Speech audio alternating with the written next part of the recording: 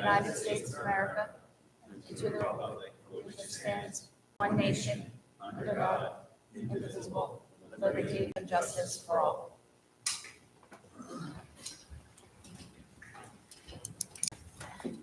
Good evening and welcome to the June 12th, 2025 regular meeting of the Jackson Township Council.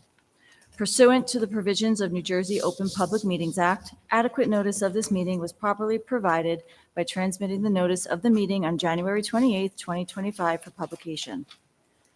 Notice of this meeting of the Township Council has been posted in the corridor of the municipal building and in our office of the municipal clerk. We will begin with roll call. Councilman Borelli? Here. Councilman Palmieri? Present. Council Vice President Bernstein? Here. Council President Kuhn? Here. Also present this evening is Township Attorney Mr. McGuckin and myself, Deputy Clerk Jen Corelli. Council President, any questions? Yes. I have to read two resolutions into the record. I also just want to say, if everybody could be kind, our amazing deputy clerk, this is her first meeting. Our clerk had a beautiful baby girl, so she'll be out on maternity leave for a couple months. So if we go a little bit slower, it's just because we want everybody to be able to do an amazing job, and we check all the boxes and do everything correct. We do have our attorney here, and he will be listening closely to make sure that everything is done properly. But I just wanted to put that on the record so that everybody could please be kind. If there is an error, we're all human. So thank you, Deputy Clerk. Thank you. You're doing amazing. Okay, so.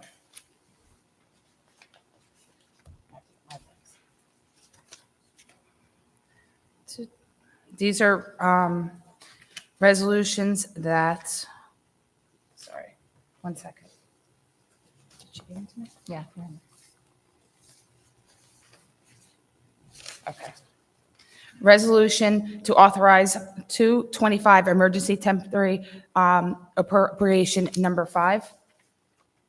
That is 213, and 214 is a resolution authorizing T&M and Associates engineers for the Township of Jackson to design, draft, and specifications to prepare and receive bids for the creation of sidewalks on a portion of London Drive, Lot 49, Block 13001, as shown on the meets and bounds description dated March 6, 2025, prepared by T&M.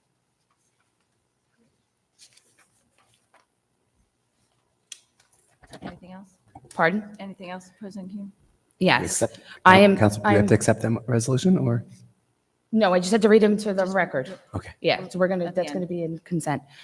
I am now going to pull Resolution 211-2025 off the consent agenda for immediate roll and move that former Councilman Ken Bressi be appointed to fill the vacancy created by the death of Councilman Scott Sargent until the certification of 2025 general election results.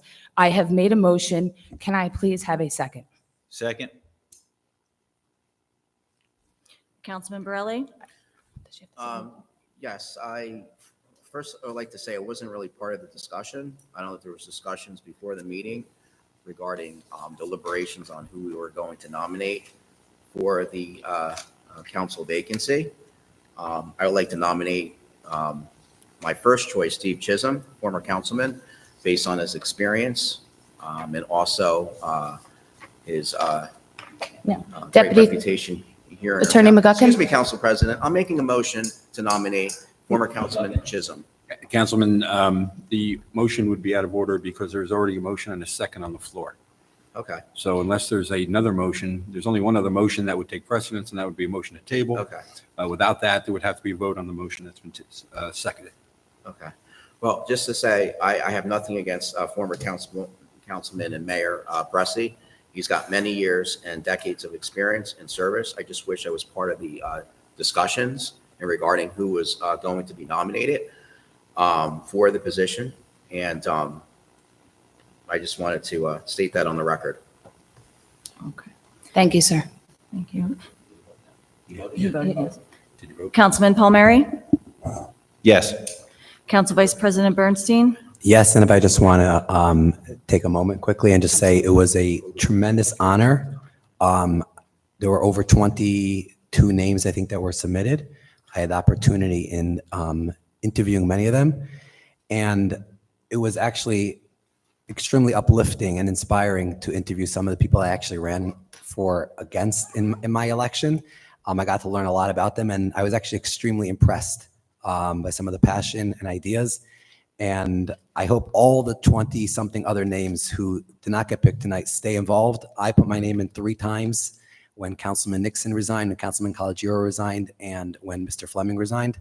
And eventually I got on here, and I encourage everyone to stay involved, stay engaged, and help make Jackson a better place for everyone. But I vote yes.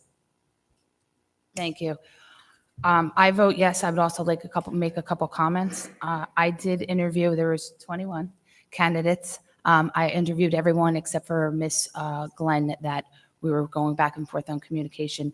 And there was a mistake, as I had said, and I'm going to be very transparent. And when the agenda went out, it said the oath of office was on the agenda. We were still doing our due diligence. Councilman Bernstein and myself, as the president and the vice president, we just concluded our due diligence right before the meeting. There were some great candidates. There were some aha moments that I really had. It was an honor to speak to every single one of you and go over, I had the same 4 questions for everyone. My first question is, what does council do? And you're going to see in my opening speech, I mean, besides the previous Councilman Chisholm, which I did speak to, and actually another candidate got it a little bit right, but it really had no clue. It was really just showing what we need to do as a council to really be transparent and let you guys know, as the residents and the constituents, what we actually are doing.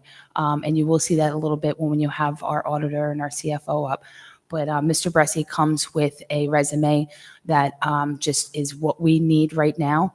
He's got planning board, zoning board, previous mayor, council president, councilman, a veteran, and just a great person that I have known for a long time. And it's an honor to have him come up and sit on the dais with me, as I've seen him up here when I was a kid. But that's kind of where my vote went. We were up in the air. And it really did come down to, with the master plan coming up, is who's a veteran up here and who can really work on this master plan that is for you guys. You want somebody that has land use knowledge like no other else. And I come up from a surveying family and engineering family, and I know I speak to my dad a lot. And if anybody knows, I speak to him every single day. And he had said that Mr. Bressi is the 9 lives of up here. So, sir, if you would come up, please, and accept your oath. It will be given from Mr. McGuckin. And if you have somebody that will hold the Bible. I thought you voted. All right. If I may, I did nominate former Councilman Steve Chisholm. I do vote yes for former Mayor and Councilman Ken Bressi. No offense, Steve was my first choice. I ran with Steve. He just recently, not too long ago, left the council.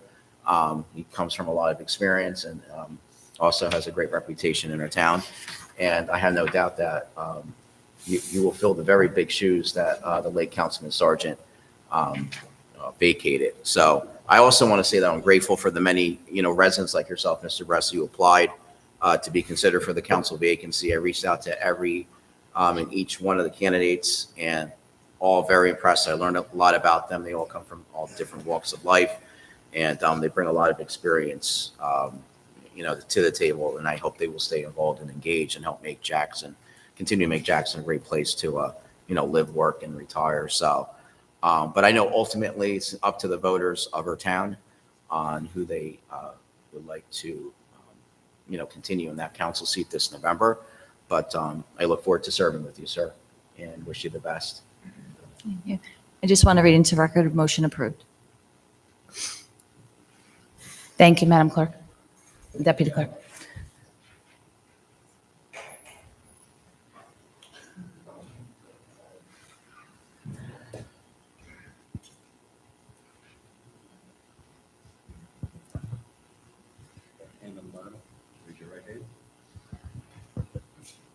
I state your name. I, Kenneth J. Bressi, Do solemnly swear do solemnly swear that I will support the Constitution of the United States to support the Constitution of the United States, and the Constitution of the State of New Jersey, the Constitution of the State that I will bear true faith and allegiance to the same, I will bear true faith and allegiance to the same, and to the governments established to the government established in the United States in the United States and in this state, and in this state, under the authority of the people, under the authority of the people, and that I will faithfully, and faithfully, impartially, impartially, and justly perform and justly perform all the duties the duties of councilperson for the Township of Jackson, of councilperson of the Township of Jackson, according to the best of my ability, according to the best of my ability. so help me God. Congratulations, Councilman.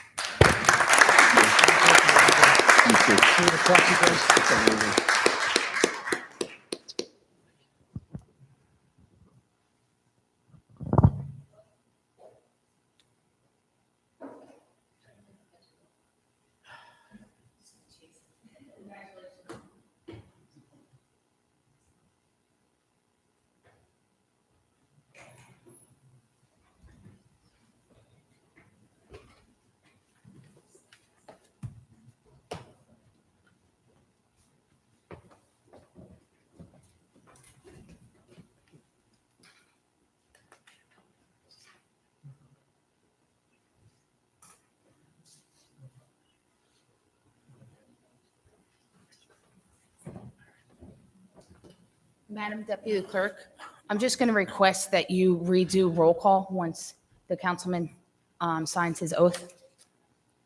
Thank you. And this will be the new order of the roll call, correct? Alphabetical? Yeah, he goes first. You're not first anymore, yeah. Oh, wait. Oh, that's right. No, he goes first. No, I am still. Yeah, he's first. Just by one vowel. Yeah, we know One- our alphabet. No, yeah. Not vowel. I can't believe I agreed with you because I knew you were wrong. May I take roll call? Councilman Borelli? Here. Councilman Bressi? Here. Councilman Palmieri? Present. Council Vice President Bernstein? Here. Council President Kuhn? Here. Now, before proceeding with the agenda, I am now going to pull Resolution 212-2025 off the consent agenda for an immediate vote and move to appoint Mr. Levon Phillips, who is on the agenda for the appointment as the Township Business Administrator. I have made a motion. Can I please have a second? Second. Councilman Borelli? Yes. Councilman Bressi? Yes. Councilman Palmieri? Yes. Council Vice President Bernstein? Yes, and Council- hopefully by my opening comments, I'll share everyone a little bit about Mr. Phillips. Yes. And Council President Kuhn? Yes. Mr. Phillips, would you please join us and sit in the administrator's seat? And if you don't mind, I'm going to move that cup of coffee that's been there for a while. And if you could just tell us a little bit about yourself.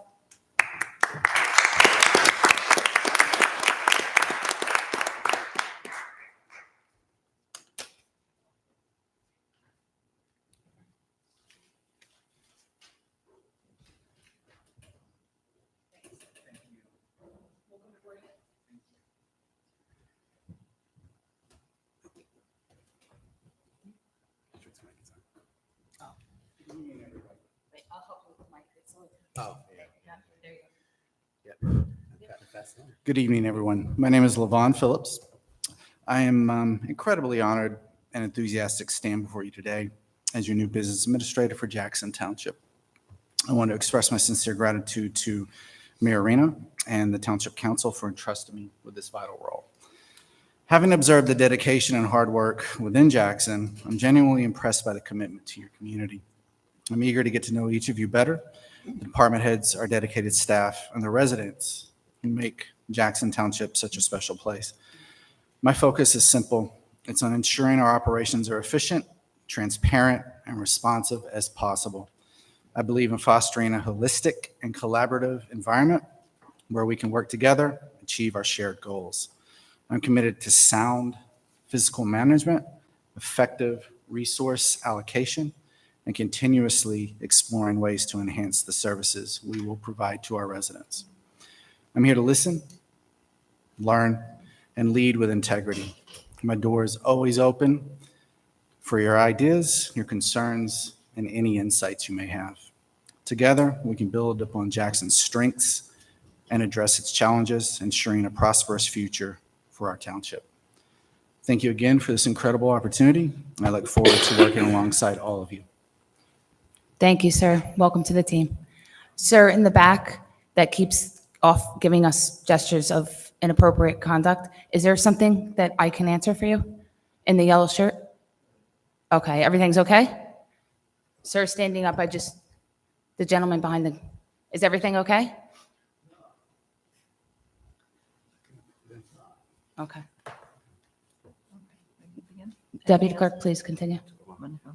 The next item for tonight's meeting is an update from the Department of Public Works, Mr. Sean Belinsky. Council President Kuhn? So Mr. Belinsky did send me his update. I don't think it was printed. So I know we have the water park is open in the Justice Complex. Pickleball is going to be open tomorrow. It was locked. It's been locked. Unfortunately, we just had to check something, but he did tell me that the pickleball will be open tomorrow. Unfortunately, I don't have his email, so I can't give you his additional update, but what we'll do is we'll put it on the council page, and then I will have it sent to the administration to put on the township page. But I do not have it, so I apologize for that. The next item on the agenda, comments from Township Council. Council President Kuhn? Yes, thank you.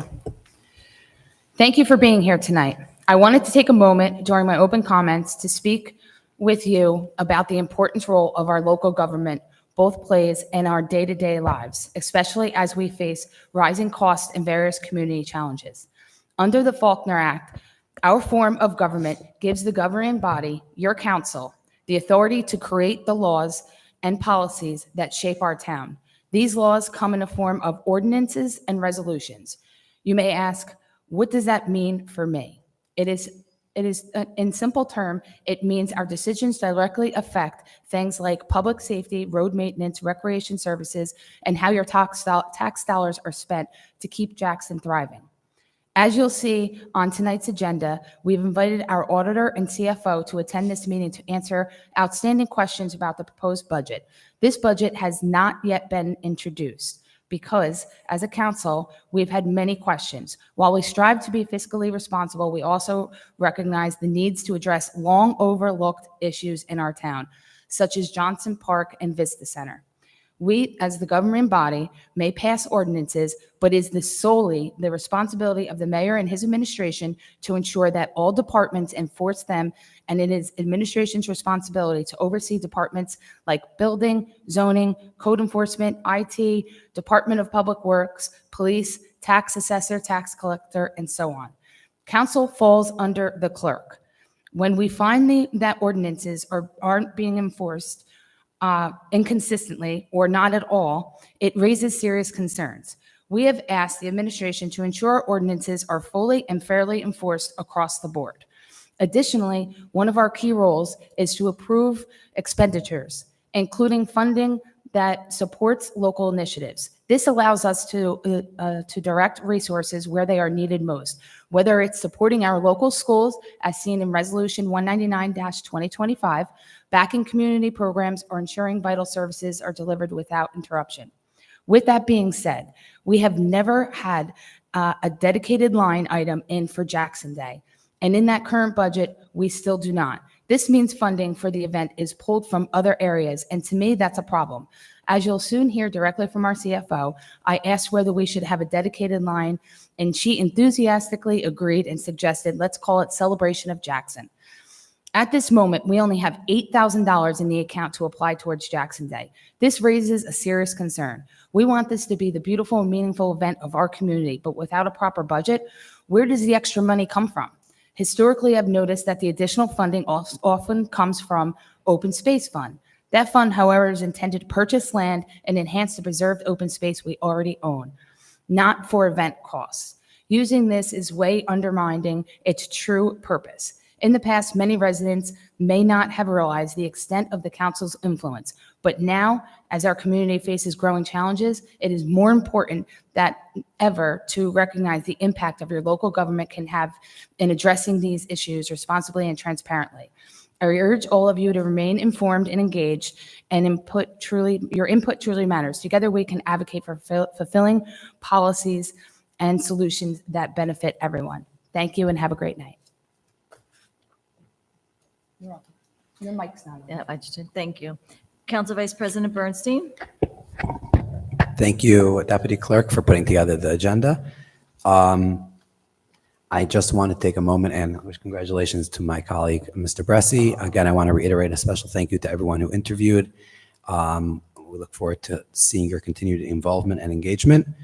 And I'm also excited to see there's an additional resolution that Council President added that we'll discuss when we get to it later, with regard to some sidewalk infrastructure for safety for our children. And I waive the rest of my comments. Thank you, Council Vice President. Councilman Borelli? Yes, thank you. I just first want to thank you, Mr. Phillips, and congratulate you, and look forward to working with you as our Township Business Administrator. I just want to talk about the event that occurred in Howell last week. It was a terrible tragedy, just pure chaos that occurred in our neighboring town, and it was preventable. It occurred thanks to a crazed gunman, but because the former Biden administration letting anyone and everyone into our country without properly vetting everyone, and because of Governor Murphy's sanctuary policies. I believe in legal immigration, which I'm sure you all believe in too, but not when people are coming into our country and breaking laws. It's illegal immigration. And unfortunately, a lot of criminals have gotten into our country as a result. So Howell's elected officials, including their mayor, have strongly responded to the events of last week. I was happy to see and read that. I think our town should also follow their lead in order to protect the quality of life for our fellow residents in Jackson. Having our great JTPD work with our town's code enforcement department and with other law enforcement agencies, and if need be, federal authorities to crack down on illegal housing, putting a stricter ID and background checks in place for landlords and for the residents who rent from them, and looking into maybe having a 24/7 public safety tip line to report illegal activity and safety concerns directly to township officials, this among maybe other things that we can do. Thank you and have a good evening. Thank you. Councilman Bressi? Thank you. It's something tonight. I've been up on this dais, elected many times to be up here, appointed many other times on different boards and committees and so forth. And it's always been a privilege to serve the township, and I continue to do so on land use boards. Tonight's different. It's a very different feeling. You're filling the shoes of Scott Sargent, who's a good friend, good person, great family person, and just an all-around great person, known for many, many years from Public Works when I was first on the Township Former Committee. And it makes it very different filling the seat. Same responsibilities, taking care of it. We have to take care of business-wise, but it's just a very different feeling than being elected to the seat. I thank the council for the unanimous vote. It was really a good feeling to have your support and trust. That helps a lot too. And I realize it's an interim seat, but it's a lot of shoes I have to fill for a very, very, very good person we lost in Scott Sargent. Thank you. Thank you. Councilman Palmieri? Good evening. I would like to just congratulate Mr. Bressi for his appointment to this council. Congratulate also our new business administrator, Mr. Phillips. I look forward to working with both of you. And lastly, I would like to just thank all of the residents that submitted an application for the vacant council seat. It was great to see so many folks so interested in helping this town. Thank you. Thank you. Council President. I just wanted to add one thing. I just forgot in my comments I had written down on my paper just to speak on Mr. Phillips for a second. So I had the opportunity at the last council meeting, a resident asked about where we're holding with our business administrator.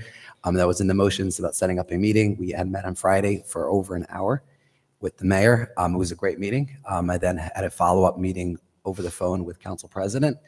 I found Mr. Phillips to be engaged, involved, someone who's going to put his whole heart and soul and body into Jackson Township. Someone who has worked in other municipalities before and knows how to, what I found extremely refreshing was customer service, knowing that he's here to serve the residents. when I threw a line at Mr. Phillips about working for the mayor, he said, no, I work for the residents of Jackson, which I thought was just really a testament to his character. The process was long, it was grueling, but we're very excited to have him here, and I think his first day is going to be Monday. I wish him a lot of luck, and anyone who's in town, stop by and say hello and get to know our business administrator, and I'm sure he will be a tremendous asset to Jackson. So congratulations, lots of luck, and we look forward to getting to work with you. With an appointment. And welcome again. Everything that the colleagues have said, it's going to be hopefully a amazing, breath of fresh air and boots on the ground. And I know that you'll be here Monday through Friday all day and meeting all the department heads, and I'm sure they're excited to be meeting you. We look forward to working with you and administration and everybody coming together to literally take care of the town and the residents of Jackson. So thank you, sir.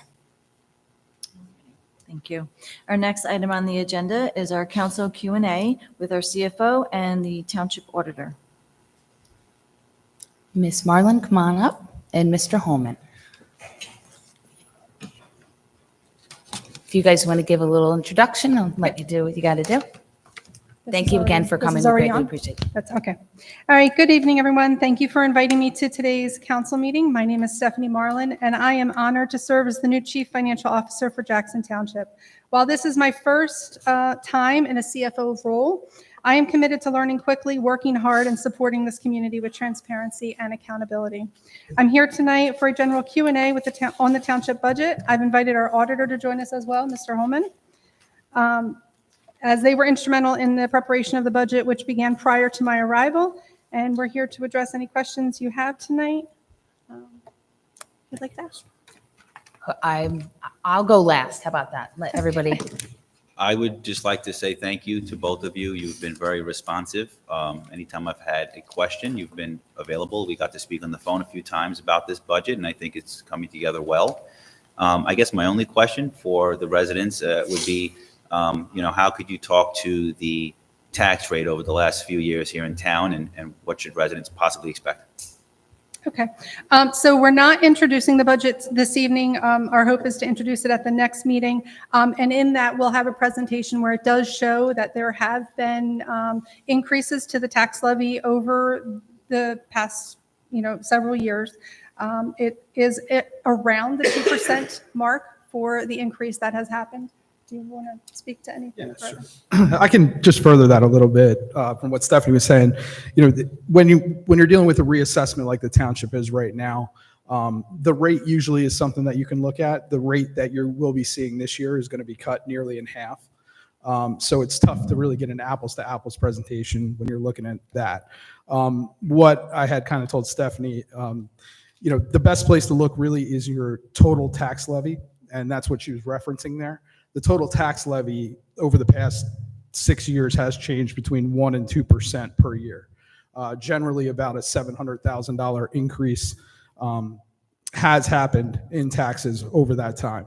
Now, that being said, this is one big pot that's available for the entire township, right? So it's that effect that can be felt at the taxpayer level can vary because, while the levy is being increased slightly every year, ratables in town could be growing and have been growing at a rate that would exceed the amount that is being increased. So taxpayer very well could feel a decrease in their taxes from year to year with that slight of an increase that has been happening. Does that answer that question pretty? I just, if you could just add to that, so people understand that the rate is going to be cut in half. I don't think, I understand it because I have a real estate background, but it really, really does kind of let everybody understand that when your rate, so even though your assessment might go up double or triple, that's where you can play with the rate, which would keep your taxes from going from $2,400 to $7,400. If that rate was the same, yes, your taxes would go through. But that's where we go to the county. The county does their rate, then it comes back to us after we do our budget. Then you get that rate. If you could just maybe, because I get it, but I know that a lot of people are just like, I don't understand. How can you cut the rate? Cut the rate every year then. So it's just cut the rate. But if you could just give a little bit more clarity to that, that would be great. So I will give it a try. There's the bucket of money that the township must raise in order to fund our operations. With the assessment we had last year, the rate was at I don't have the rate in front of me, but the rate was what it was last year. With the reassessment, your property's almost doubled in value, so that rate is going to go down because you're still raising the same bucket of money with the proposed 2% increase. Thank So you. if that, I don't know if that helps. I think it was like 2.4 or something like that, 2.7. It's like 1.4 anticipated this year. The 24 tax rate was 0.499 Yeah. for the local purpose. And this for year, it is looking like it'll be about 0.255. Yeah, okay. Thank you. Council President, if I Yeah, may. absolutely. What's the average, after the reassessment, what is the average assessed home in Jackson now? I think it was 330,000 or somewhere in and around that before the reassessment. What would you peg it at right now? after the It was reassessment's 332,938. With the reassessment, it's 652,896. Wow. complete? So would you, I guess, I know we haven't voted on a budget, but how would taxes be going up, like as per $100 of assessed value? Or would they be staying the same or going down? For that average homeowner on the local tax rate, it looks like a $3 increase per $3 year. increase, okay. For that average assessment? For that average assessment, yes. Okay. So, good? Are you good, Councilman? Oh, just one more. No, go ahead. We're at AA plus, which is I'm sorry, I great. We're didn't at AA plus, as you know. We have a great credit rating.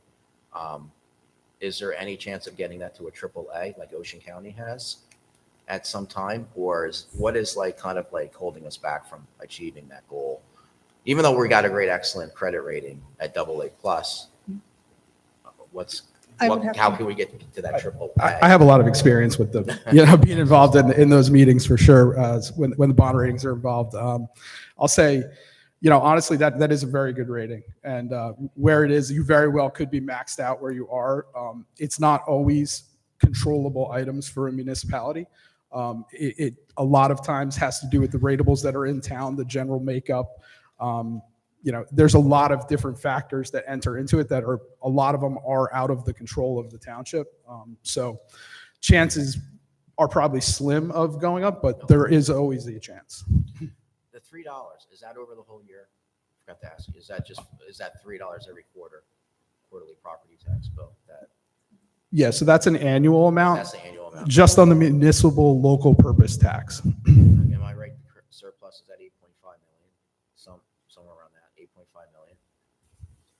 It's eight, Is it currently it's 8,750, 8.750 right now. And our commercial rateable base has gone up. Do you think we should be maybe a little higher, like Wall and Freehold are? I'm sorry, I didn't hear that. Like the commercial rateable base, do you think we can, that would even actually bring down taxes even more if we can work on that? I know things are in the works in different areas of our town, but. Yeah, I explained it a little bit before, but I'd go back to that explanation so think of it as one pot of money that's being raised by the municipality. The more you can spread that, and when you bring in a rateable to that township, that is, if it's new rateable that hasn't been in the town before, you're able to spread the tax burden. It's the same amount of money that's going to be raised. It could be spread over a greater amount of commercial businesses, residents, whatever the case may be. That obviously will lower the tax burden for the existing residents in town. Thank you both. So I have a couple questions. So Councilman Bernstein and myself have met with you both, the CFO a couple times, and Mr. Holman for a very long time, actually in this room, and went over the budget. And I thought it was a great opportunity to sit with you guys and go over Q&A and ask questions to just understand the budget, as we've been working on this budget for well over 7 months with administration. So I'm glad you guys are able to hear. So when I was reading your audit, which I've done before, there was in funded ordinances going back from 2007, there was give about $1.4 million that was left in there. So after our meeting, I had gone to the clerk's office and I had asked them to pull all of those funded resolutions. I understand that some of them are ongoing. I have them. It was like the stack. The deputy clerk is here. She knows. Was like this, and I was going through them. My question for that is, We have a lot of department heads that, need to grow and have things that need in our DPW or police or, in other departments, need apparatus and stuff like that. One, what can we do? One, is it really 1.3 or $1.4 million? Two, what can council do with the money? Can we put it where we want? Do we need to create an ordinance? Is it just through a resolution? Then my next question is, what is that process for, say, whatever money you're going to tell me? And I hope you don't break my heart from the 1.4 because it sounds amazing and I know what we could do with it. But realistically, what can council do with that money so that when we leave here, we can as council individually can have an honest conversation about where, because we can't put it into this year's budget to help us at all. Yeah. It's not operating expenses, correct? Right. Okay. So the budget we're talking about is the current fund budget. That's the operations of the town. What you're referring to is the capital budget. It's separate monies. Correct. Okay. I did look through, I'm going to break your heart a little bit. Because even though some of the capital projects were older, the number that when I'm going through items that are not being used anymore is $689,000. Okay. Again, we're going to have to look into those deeper, contact those departments. Are you completely done with this project? Things of that sort. Now, your second question was, what can you do with those monies? Correct. Okay, so there's a couple different options. You can look at the ordinance that funded that capital project, and if you have a project that fits into those parameters, we can use the funds for that, just the ordinance as it is, as long as it fits into that ordinance. Or you can cancel those ordinances and reallocate that money Now that's with where a new ordinance. So say we want to just cancel it, and so we'll have that $689,000. Where would that money would it come out of capital and go into its own line that we're using, or it stays in capital, but you just have it allocated as $689,000 is going to be canceled? Like if we cancel it as an ordinance, where does it go?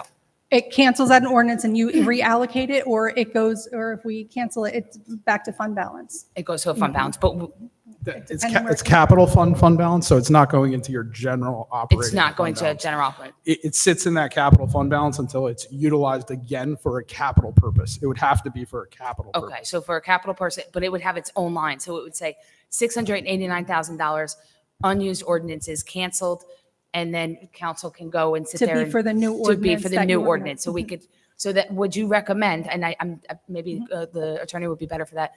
If it's $689,000, should we come up with an ordinance and spend $689,000 in capital? And can we also allocate it to multiple departments? Well, that's- whatever your ordinance is at is what we can allocate it to. So we would put whatever you need. We'd have to talk, Okay, so we can, in essence, we can be creative with it in spending it in helping and you the would come town. Greg's gonna, He's going to chime in and help me out. creative wasn't the correct word. I'm just saying like If the utilize it. ordinance, if the ordinance that created the bond provided for certain public improvements, anything that fits within the terms of that ordinance, the money can be allocated for and used as a capital expense. If it's not, if there's something in there and you want to spend it on a different capital project, you would have to cancel it and then issue a new ordinance for that purpose. Okay. So the purpose has to match what the money is for. Okay.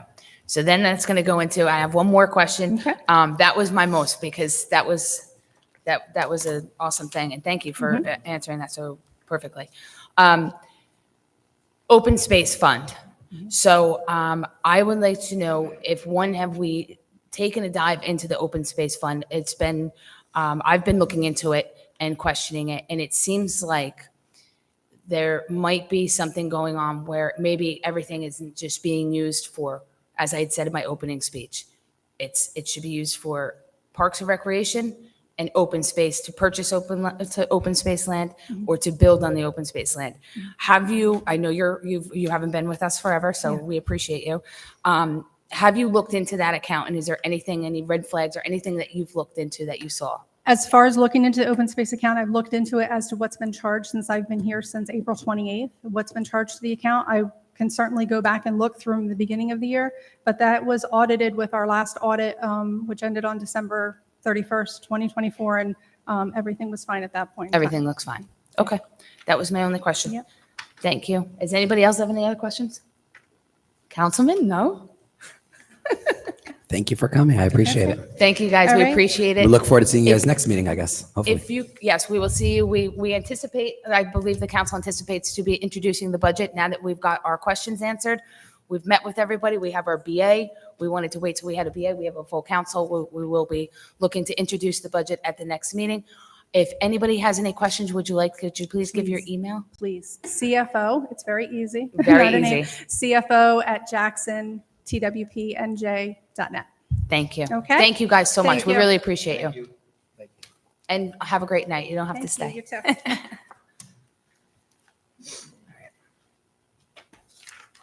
The next item of business is the second reading and public hearing ordinance 2025-17 that was introduced on May 27th, 2025.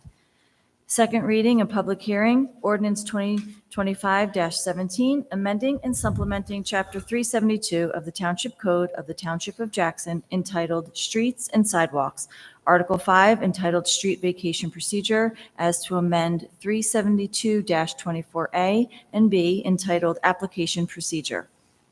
At this time, if any member of the public has any comments to make, please address council at the microphone, state your name and address clearly for the record. You will have 5 minutes and may only speak once. Seeing no one come forward, make a motion to close public comment. Motion. All in favor? I think you need a second. Need a Oh, I'm second. You need a sorry. second. Oh, I I'll second apologize. I thought I heard. That's okay. Then all in favor. Who seconded? Oh, Did I guess? All set? Did you say all in favor? Yep, all in favor? Aye. Aye. Any opposed? And abstain. Motion, ordinance approved. No, that was a motion to close. Oh, public motion, comment. I'm so sorry. I It's okay. apologize. Now Oh my would- gosh. Now would be, you know. There we go. A motion to approve the ordinance would be, There you go. Oh my gosh. so I can't make it. I'm sorry. Okay. I think you Okay, gotta may do I have a roll call. motion to approve ordinance 2025-17? Motion? Second. Councilman Borelli? Yes. Councilman Bressi? Yes. Councilman Palmieri? Yes. Council Vice President Bernstein? Yes. Council President Kuhn? Yes. Motion approved. Next item of business is the second reading and public hearing ordinance 2025-18, introduced on May 27th, 2025. Second reading and public hearing ordinance 2025-18, amending and supplementing Chapter 372 of the Township Code of the Township of Jackson entitled Streets and Sidewalks, Article 3 entitled Street Openings, as to amend 372-11A through D entitled Prerequisites to Opening Streets, and 372-14A and B entitled Bond Required Schedule of Estimated Costs. At this time, any member of the public have any comments to make, please address council at the microphone, state your name and address clearly for the record. You will have 5 minutes and only speak once. May I have a motion to open public comment? Motion? Second. All in favor? Aye. Aye. Any opposed? Okay. Seeing no one come forward, make a motion to close public comment. Second. All in favor? Aye. Aye. Any opposed? No. Motion approved. Ordinance adopted. Now we need a motion. No, Oh, I'm that so was sorry. public I'm so comment. sorry. Can I have a motion to approve ordinance 2025-18? Second. Wonderful. Councilman Borelli? Yes. Councilman Bressi? Yes. Councilman Palmieri? Yes. Council Vice President Bernstein? Yes. And Council President Kuhn? Yes. Motion approved. Next item of business is the second reading and public hearing of ordinance 2025-19 that was introduced on May 27th, 2025. Second reading and public hearing ordinance 2025-19, amending and supplementing Chapter 185 of the Township Code of the Township of Jackson entitled Excavation, Mining, and Dredging, as to amend 185-2A and 185-2E entitled Application Licensing and 185-6A entitled Bond. At this time, any member of the public have any comment to make, please address the council at the microphone, state your name, address clearly for the record. You will have 5 minutes and may only speak once. May I have a motion to open public comment? Motion? Second. All in favor? Aye. Any opposed? Abstain. May I have a motion to close public comment? I'll make a motion to close public comment. Second. All in favor? Aye. Any opposed? Okay. May I have a motion to adopt ordinance 2025-19? I'll make a motion. Second, Councilman Borelli? Yes. Councilman Bressi? yes. Councilman Palmieri? Yes. Council Vice President Bernstein? Yes. And Council President Kuhn. Yes. Next item of business is second reading and public hearing, ordinance 2025-20, introduced on May 27th, 2025. Second reading and public hearing, ordinance 2025-20, establishing a 35-mile speed limit for Grand Boulevard. Motion Second. to open. All in favor? Aye. Any opposed? Okay. At this time, if any member of the public has any comments to make, please address council at the microphone and state your name, address clearly for the record. You will have 5 minutes and may only speak once. May I have a motion to open public comment? Motion to open. Second. Seeing no one come forward, make a motion to close. Second. All in favor? Aye. Any opposed? Okay, wonderful. May I have a motion to adopt ordinance 2025-20? Motion. Second. Councilman Borelli? Yes. Councilman Bressi? Yes, Councilman Palmieri? Yes. Council Vice President Bernstein? Yes. And Council President Kuhn. Yes. All right. Next item of business is the second reading and public hearing, ordinance 2025-21, introduced on May 27, 2025. Second reading and public hearing of ordinance 2025-21, authorizing acquisition for a public right-of-way from the Jackson Township Board of Education from London Drive pursuant to NJSA 40A:12-4A. At this time, if any member of the public have any comments to make, please address council at the microphone and state your name and address clearly for the record. You will have 5 minutes and may only speak once. May I have motion to open public comment? Motion. Second. All in favor? Aye. Any opposed? Good evening. My name is Christian, can we, go ahead, he's got it. Go ahead. My name is Emily Morrow. It's spelled Alpha Mike Echo Lima Lima Yankee. And my address is 10 Westminster Drive. Go ahead. Thank you, ma'am. Okay. I have been walking up that hill with both of my children now since 2021. We're walkers. Everybody in Flair that attends Holman is a walker. While I understand that the township is changing and that we do need to have some leeway and make some changes, whether it comes to our busing or our schools, I don't think that the safety of any of our kids should be ever put in question by anybody. Opening up that road, even if it's to buses, does that. You have crossing guards there Monday through Friday. What happens when buses go through on the weekend? There's nobody there to see that. You have kids that walk up and down that road. We ride our bikes through there. We sled through there. You're going to take away all of that.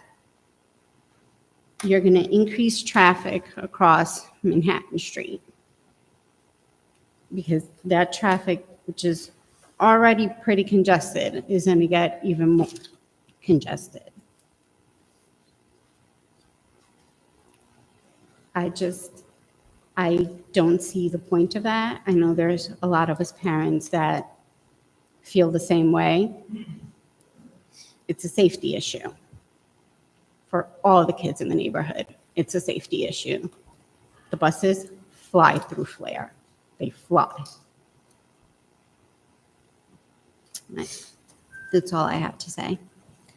Thank you, ma'am. I do want to just add, we did add a resolution to have curbs and sidewalks put in on one side on a portion of the road. Just so you know, it hasn't been voted on yet. We're waiting to hear the feedback from the residents on this ordinance, and that's why we have an open comment.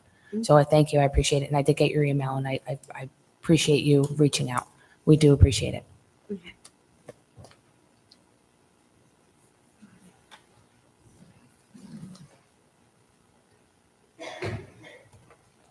Eleanor Hannum, Jackson, New Jersey. So is there a cost involved in taking this street from the Jackson School District? Is there a cost involved? It's in your... I'm going to let you speak and then, Well, I have several questions. So is there a cost involved? Because it does belong to the district, and now the township is taking it. But at one point, you say that you're trying to establish it as a public right-of-way for the MUA and emergency response vehicles and Class 4 buses only. But then at the same time, it says it's a public right-of-way. So it is not defining that what buses are going through there. We have a lot of private buses that are racing through our neighborhoods right now, and kids are jumping out of the way. I'm watching these private buses actually do U-turns in the middle of the developments, you know, the little courts where there's an island in the middle, and they're going over the courts and destroying actually our public land. I had to wave one down, and I told him the next time I will make sure that he will be reported, that he will not do that again. So how is this going to be signed? You're saying it's a public right-of-way, but then you're saying that it's only for certain use. That goes right alongside of an elementary school. So clearly, you know what this tells me? This tells me that our children don't matter. Our children have no value. So as you made a comment that people didn't know the process to be on council, yes, I do know the process. And then, of course, I did some of my homework. So I looked up the first thing that you do when you're creating these ordinances, and that's finding the need. So my first question is, what is the cost? My second question is, how did you identify the need? Because you have two major developments with families and hundreds of kids that are walking to that school. And now you're putting them in danger because it's literally right next to that school. And then you have Pop Warner too. So those are my two questions. anything else, ma'am? No, those are my two questions. I will Before you speak with the engineer and I will email you back. Well, no, to get answers. I would like my questions answered because you're going to vote on this ordinance. So the residents of this town have a right to know the answers to these questions. There wasn't a bid yet. It would be an open bid. It's so not I a don't know bid. the You're cost. approving an ordinance to allow it. So there's no, There is no bid for your sidewalk. This is an ordinance to make this basically a public street, right alongside of an elementary school. That's right alongside, I think, their playground. So I would like an answer. I think the residents are due the answer to my questions. What was the need to do this? And how are the other residents going to know that it's not for public use when you clearly identify it's public use? So I'll wait for my answer. thank you, madam. So as far as the cost is concerned, there's no cost of acquisition. This is just authorizing the township to obtain the right-of-way from the Board of Education and the MUA. The township cannot regulate traffic on a road it doesn't maintain as a right-of-way. So before they can regulate anything, we have to obtain the right-of-way from the people who own it. That's the Board of Education, the MUA. Once the township owns it, the township will then be able to regulate traffic, which right now is completely unregulated. And although I've never been there, my understanding is that there is abuse going on with respect to the use of that, whatever you want to call it at the moment. It's not a right-of-way and it's not a road. However, we can only regulate it once we have a right-of-way. It's not. So that is untrue. That road is not used. And now you're opening it up and you're putting our children's lives in harm's way and all those kids. That's what you're doing by voting on this ordinance. Miss Little Hannum, by little, you're cutting away. And Paul Mary, you should know, being part of the Board of Ed at one point, how disastrous this is to our children. I believe that none of this is going to happen until sidewalks are put in so they can walk safely if they choose to walk, Ms. Hannum. there are sidewalks. So, I mean, like, this is so bogus. It's disgusting. You still didn't identify the need, really? I did speak with the MUA in doing my due diligence, and they did say that this road is used for FedEx trucks. Mr. McGuckin, can we just, I just want to clarify something for the record. After tonight's ordinance, if it passes, is a school bus allowed to legally go down this road? Nothing has changed. All we're doing is acquiring the title, the Okay. right way. For I visited this road 2 or 3 times, and I'm sure there's residents there, and there is definitely an issue with cars going down this road. Could the governing body, once this ordinance passes, pass an ordinance to raise the fees? Obviously, that would a court-approved ordinance. Once the transaction's completed, then we can. Okay. The ordinance allows us to complete that So transaction. nothing changed. We'd have to pass another ordinance to make any That's correct. changes. Okay. That's correct.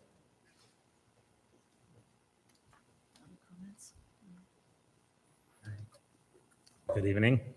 My name is Yaakov Shane. I live at 41 Birmingham Drive in Jackson. That's actually right at the corner of that corner, exactly where the road that we're talking about.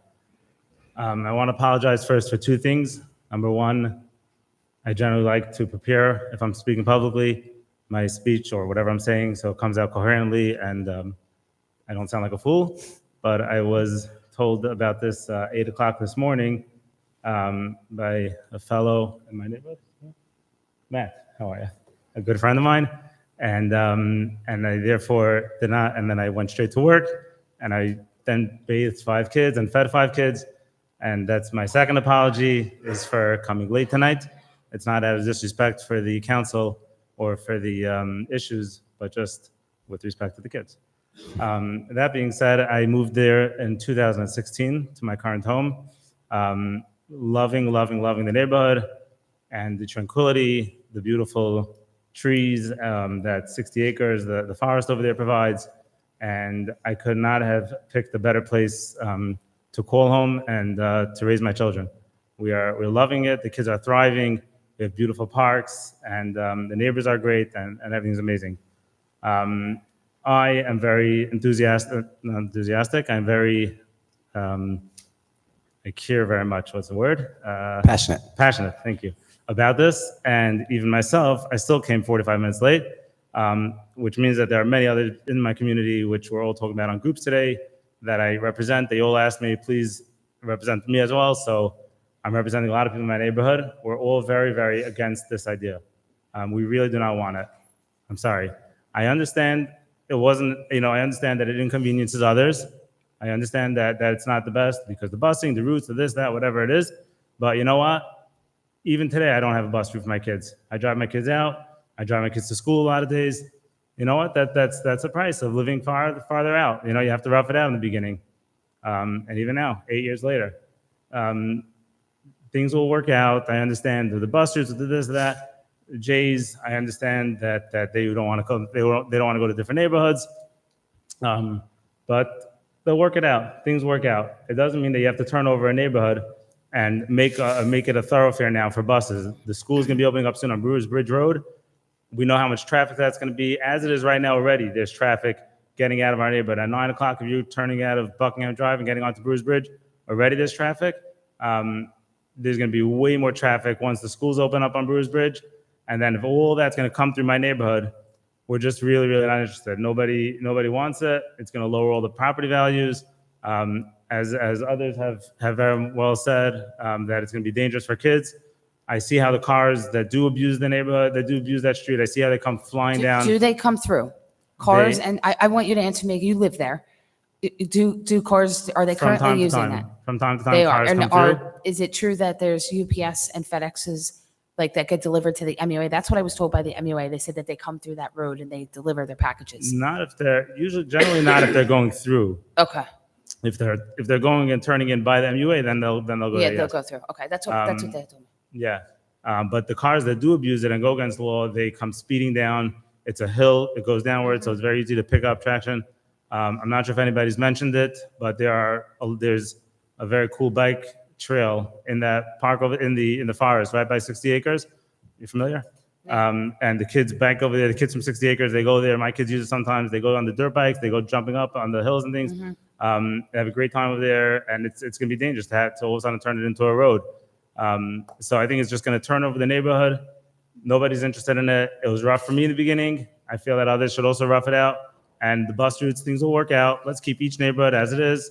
Keep the main thoroughfares as thoroughfares and keep the small roads as small roads. Thank you very much for your consideration.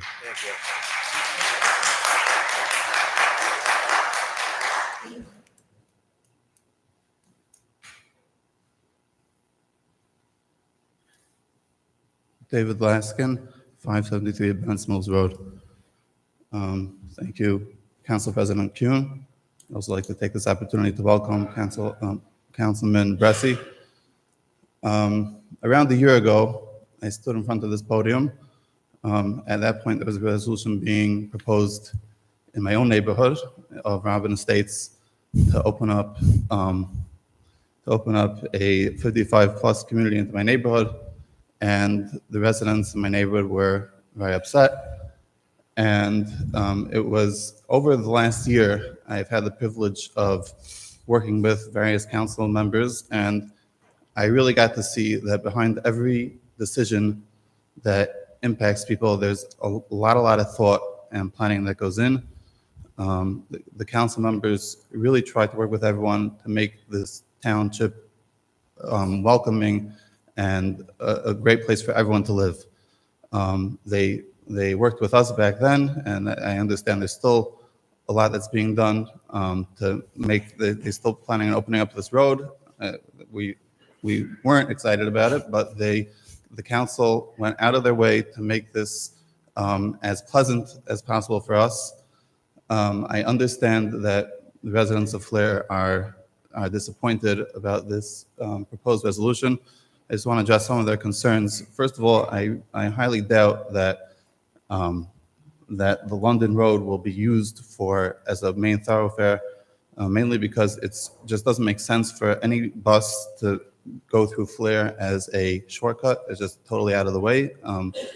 I think the only way a bus will be going through Flair is if they are already in Flair. And second of all, Manhattan already carries a lot of traffic with busing.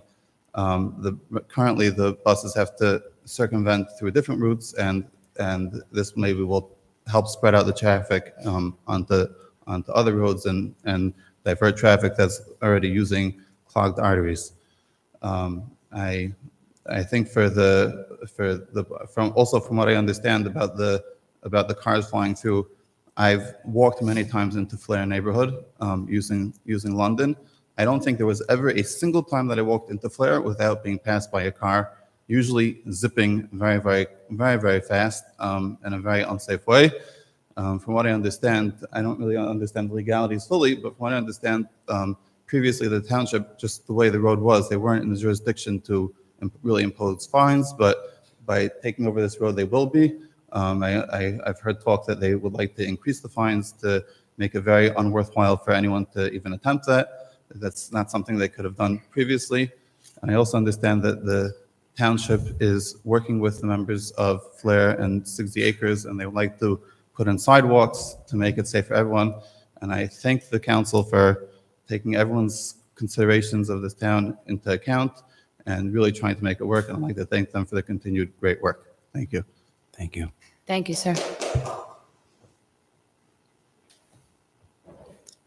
Anyone else? Oh.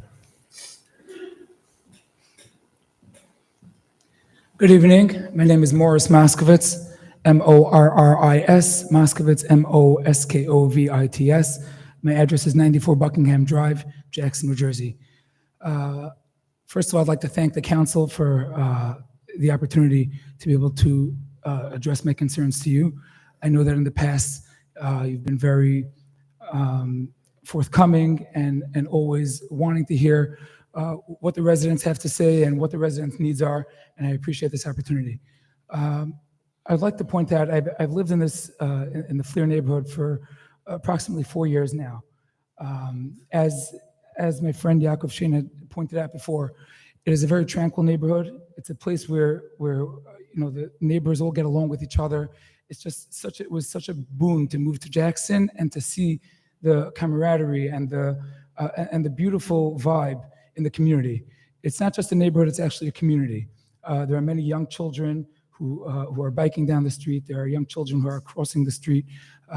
And there are, just the other day, we had an older fellow who was taking his jog up our street, and my son ran into the house to get a bottle of water and gave it to the man.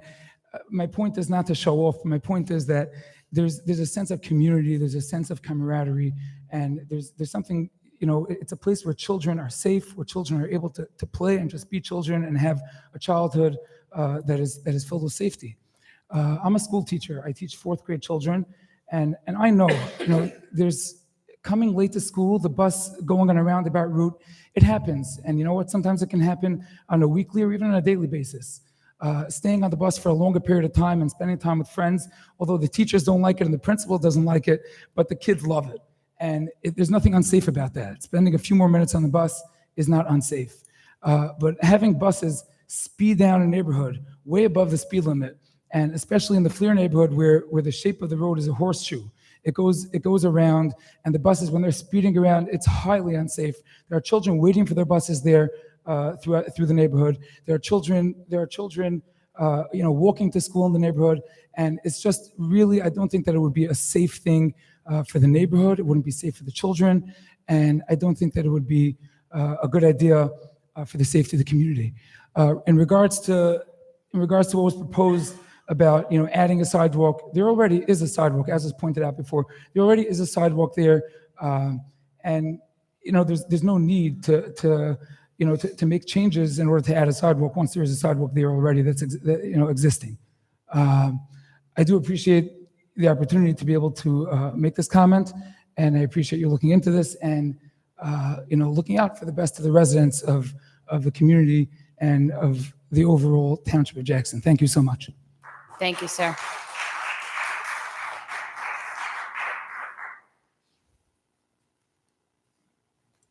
I apologize. My name is Ephraim Yeager. I live on 83 South Cokesbridge Road, Jackson, New Jersey. I apologize. I'm not so eloquent. I just came here there's two sides to every story, and I got this text at like 7:05. So I raced here. I can't say if I went to speed limit or not, but that will leave for public speculation. I just want to say, I want to thank all the council members for we only come here, people come here when they have problems, when everything's going fine. We stay in our house, you come here. So I appreciate all the hard work that goes behind the scenes, and it's appreciated. And whether it's not, meaning people only come when they have problems. So if most of the time people are not coming, that means most of the time people are happy. So thank you to the council, thank you to everyone. And and with this, I just wanted to say my side of the community is I live on the other side of Fleer. My wife, we don't have busing, and I'll just explain what it means not to have busing. The other person roughed it out for 8 years and still roughing it out. I don't have busing. My wife works till 3 o'clock. When she comes home with the kids, and then she has to go to Fleer. She has to drive. She has to drive at 25 minutes with 3 sometimes screaming kids, sometimes not. Wait 10 minutes for the bus by Fleer, then come out and then drive back to Robin Estates. And I'm not the only person. I'm just the only person that came because I got the text at 7:05. I raced over. Maybe there's some people still coming. I don't know. Either way, so sometimes my wife tries to go to Fleer, sometimes we go to Brookwood 3. It's really opening up that, meaning I also sometimes go to Fleer in the morning if I wake up early enough. I take my kid to the bus in Fleer. I am one of those people that are racing down that road of the public school in order to get because my kid lives in Fleer. I'm not allowed to say this, I'm not politically correct, but my kid's bus is in Fleer. It's a half hour, it saves me 20 minutes of driving. So it's worth it for the past 4 years. It's worth the possible ticket in order for me to save myself a half hour every day. Sir. So all I want to say is that the safety, meaning by opening up the buses, I will not be going there, and you'll be saving my wife and 3 kids from sitting in the bus for 45 minutes screaming. I'm not the only one. There's a whole community. You could forget about the fact that I said I drive through that. Maybe I don't. Either way, but what it entails is that when we are a community, like as the council, really, you need to have busing for everyone. You can't just say that since there's no roads, we can't open up roads in order to make busing for everyone. Everyone, as a Jackson tries to work out buses for everyone, it has to be possible for everyone. And this way, my wife won't have to be waiting for 45 minutes and countless other people. And Brookwood 4 also, like, will be able to be easily accessible by buses. And yeah, I think this is my side. I apologize for saying I go through the road, but I will not be going through the road if my bus comes to me.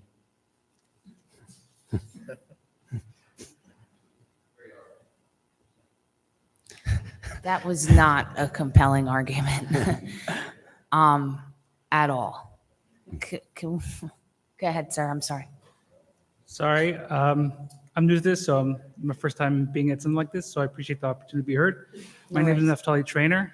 I live at 5 Yorkshire Drive in Flair. I'm actually the third house off of the corner, off of Yorkshire, which is right at the beginning of Flair, so this would be a big effect to my situation. Full disclaimer, I do not have busing. I don't expect or think there will be any difference in changing my busing. I think that everybody knows busing doesn't really have to do necessarily with just your opening up to one more neighborhood, because it has to be a school that's big enough to even have busing come. So even if the road is open, that doesn't necessarily guarantee that anybody else will have busing additionally. And again, like I said, I hope I have busing next year, but it's not going to affect me either way.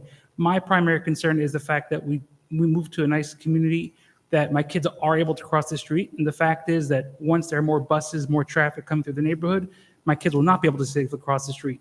I know that there was some mention about sidewalks. Sidewalks have nothing to do with the conversation. Fact is, my kids can go to the dead end, cross the street safely at a certain age. If there's more traffic, more busing, that means I'm gonna have to wait a few more years so that they can cross safely, and that takes away the quality of life in the neighborhood that I've really come to love and enjoy. Additionally, I'm not sure if it's been said, I'm sorry for my late coming. Again, similar to him, I didn't know about this until recently and had a doctor's appointment, so I wasn't able to come earlier. But I don't know if this point was brought up before, but there are plans, and I saw a sign that a new school will be built on Brewers Bridge. And I'm greatly concerned about the traffic that school and any other additional schools that may open up in the neighborhood. This is just about the ordinance. We can't talk about any other applications or any other. No, I understand. Okay. What I'm saying is that that will bring additional traffic. If the route is opened up, all the buses will be flying through that area. I don't know if this is mentioned. If there's a way out that can maybe help both sides, is if there can maybe something written into the ordinance that would say that a bus can only go through the neighborhood if there's an actual stop that is in Flair and a stop that's in the other neighborhood. In this way, that would give the opportunity for bus companies, for the LSTA. Again, I don't know the relationship between the townships and how that works, but if there's a way to kind of create an ordinance in such a way that only a bus that has a route stop in both neighborhoods can have.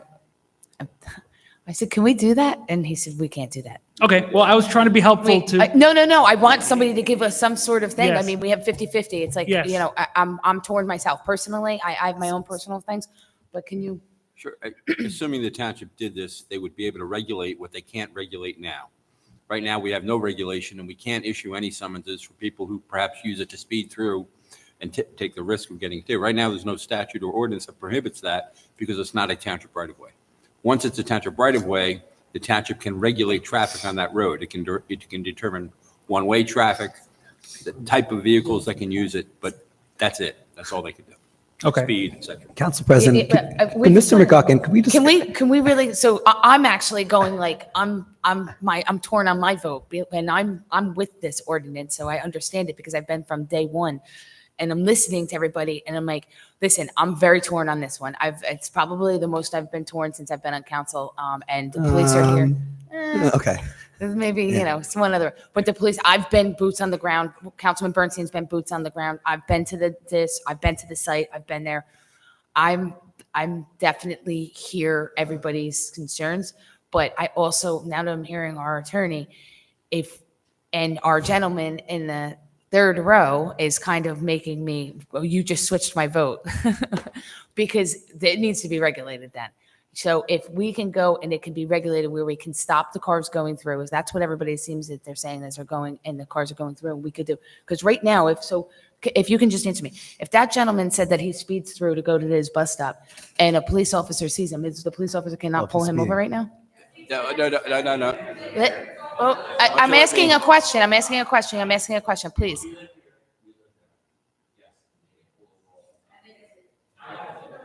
They can issue,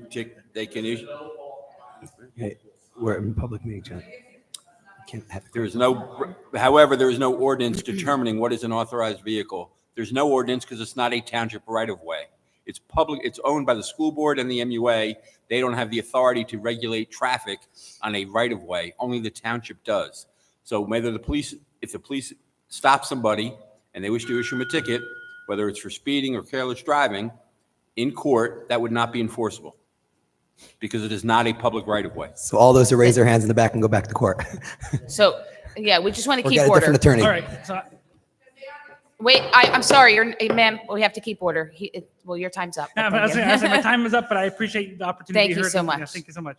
Thank you. Carlos Martins, Jackson, New Jersey. I think like some others, I always come prepared, all my notes and everything, and then life happens and I get thrown out of whack because of what's going on here. Procedural question. Based on everything that's been said, and I think, like you said, you're a little bit undecided now. Is it possible to make a motion to just table this vote? You don't have to vote yes or no today and bring it up at another point? Once I mean, you there's have always an more. option to table it, yes.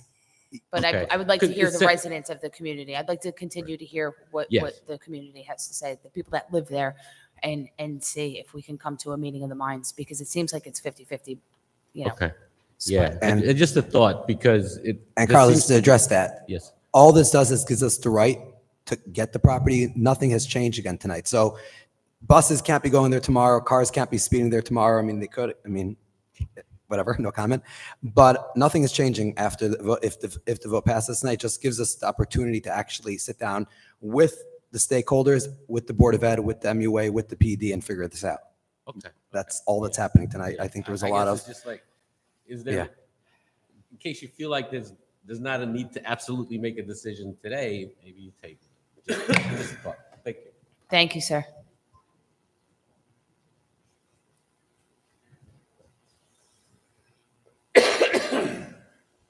Good evening. My name is Manuel Lerman. I live at 65 Chelsea Road. It's right near the intersection of Chelsea and Buckingham. First of all, I just want to address regarding that this doesn't affect anything from after today if this would be approved. That's obviously ridiculous, respectfully, because what can happen is that you could start negotiating with the Board of Ed. So yes, this sets in motion the next steps to make this a thoroughfare for buses, which is potentially the next step. What everyone's concerned about is that a thoroughfare for all cars and any cars. And as we've heard from people, that people do get tickets there already, whether it's legal or not. The fact is, people are getting tickets. They're paying for these tickets. Maybe they need to be refunded these tickets. That's a different thing. But obviously, the police are enforcing the traffic over there currently, whether it's legal or not. That's what's going on.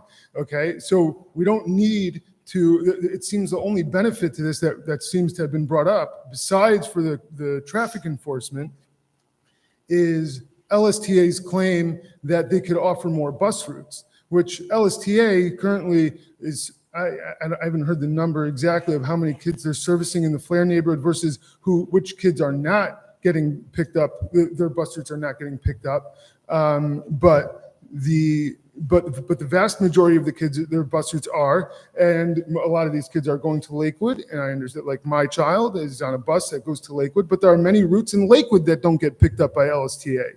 So it doesn't necessarily have to do with where you live. You could live, in Lakewood or in Jackson. Your bus route may or may not be picked up. there's other factors involved. And the fact that we're trying to make a detriment to one neighborhood to benefit another, to approve something here that would do that seems, honestly, it seems almost like negligent. I can't imagine how this could be a good thing for the Flair neighborhood.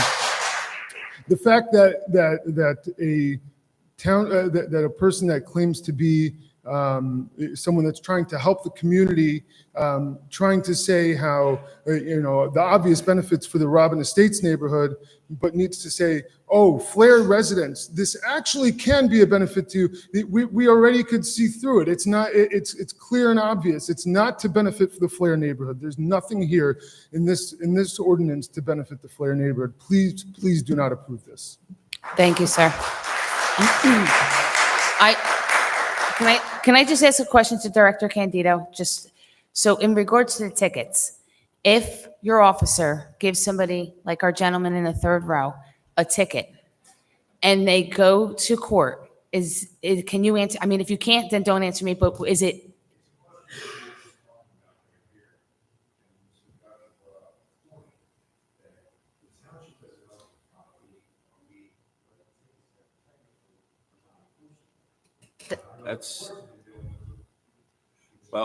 We did a title search to determine who owns it. It is owned by the Board of Education and the MUA. It's a right-of-way. It is not a public right-of-way. So they may be issuing tickets or stopping them there for something that happened through the neighborhood. They may have been speeding, careless driving through the neighborhood, and the stop occurred there.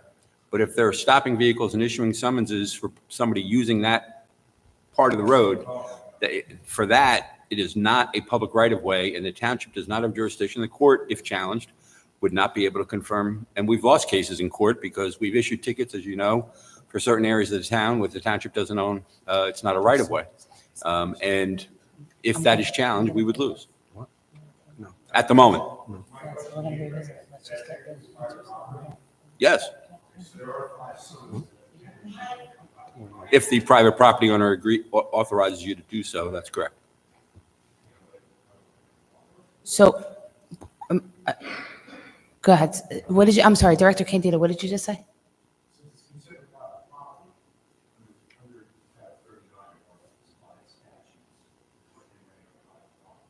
And so what's the fine for, it's instead? Yeah. On the property that we're talking about, the MUA and that, okay. But you can't do speeding because there's no speed limit because it's not a public right. So if they're speeding, you can't write a speeding ticket? Correct. That's it.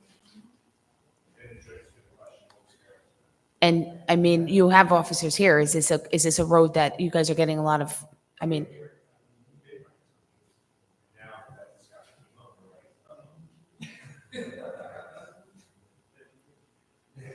Really? It's a problem. Okay.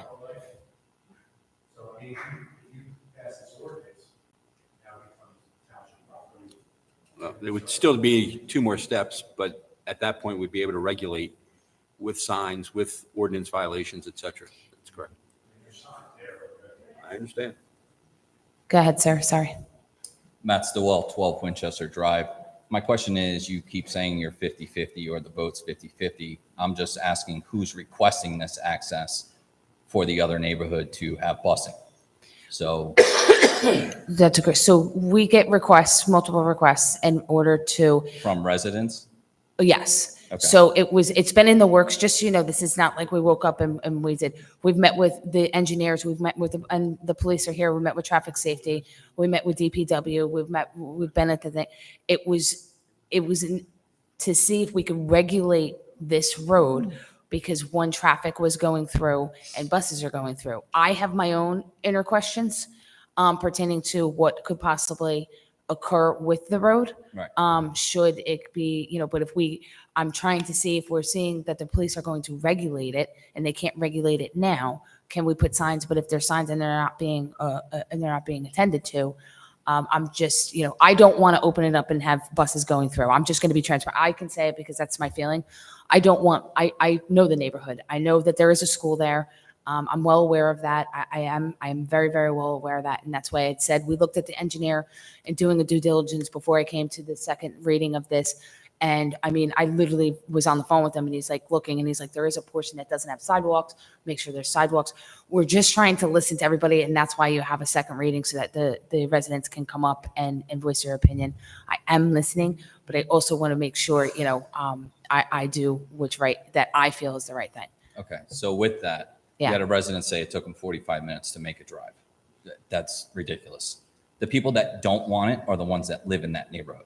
I know. We're the ones directly affected. The people that want it live on the other side, where they're driving 45 minutes, which is absurd, an extremely made-up number, to then get their kids to a bus stop. I drive my daughter to Donovan. I go to St. Aloysius. I drop her off in the morning. If I can make the sacrifice, they can make the sacrifice.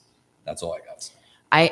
And just for this neighborhood, I'm very, very familiar with this neighborhood. I'm there in the beginning of school every year, and seeing the cars and the stop signs. I've been there with traffic safety. So it is a heavily populated, you do have a lot of bus stops, and that's why I am familiar with it. And I do know, and I do hear your concern. So I appreciate you coming The up. police have a problem, obviously, maintaining speed within the neighborhood now. Yes. There's not enough. I get it. We all get it. So you're going to open this up potentially and cause more problems for everybody that lives in that neighborhood. Without the direct funding of, enough police on the streets, you're going to expect them to now enforce this targeted area for what hours, what day, how many days a week, when are they going to be there? Right now, they cone off the street in the morning to prevent vehicles that would try to attempt to get up there to further pursue on that street. So it's a problem. I agree. Thank you, sir.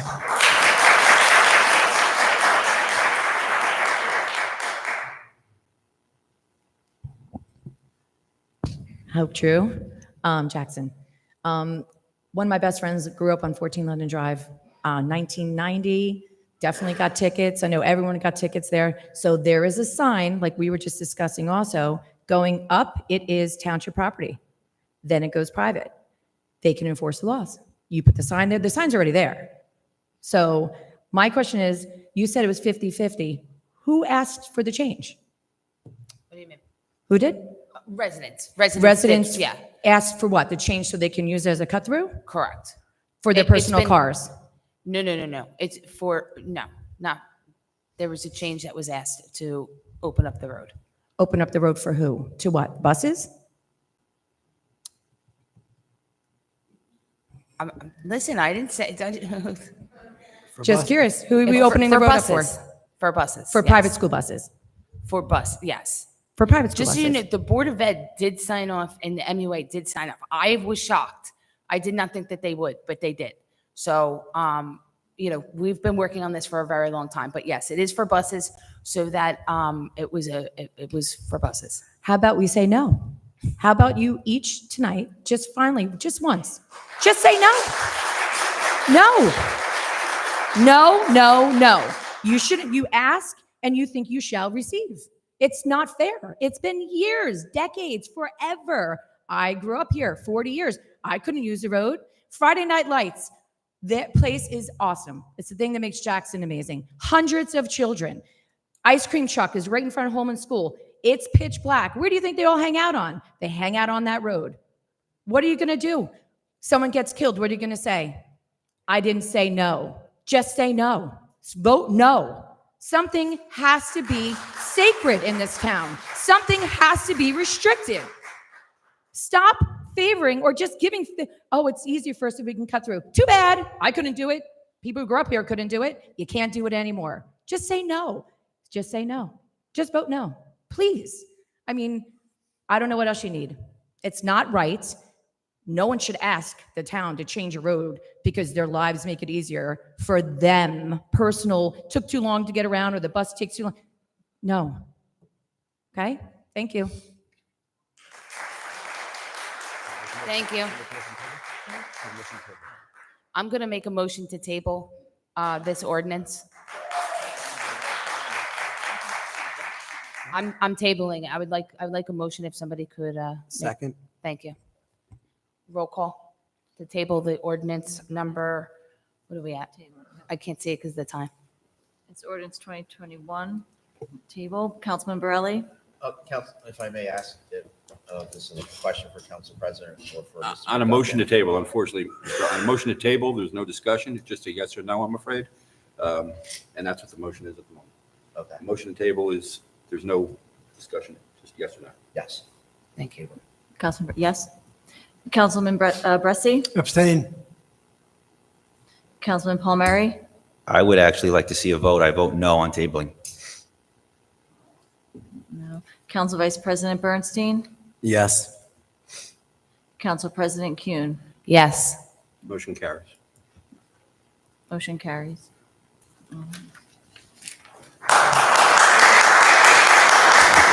Council President, if I can, Yes, sir. I would have liked to have voted because I think the residents deserve an answer tonight.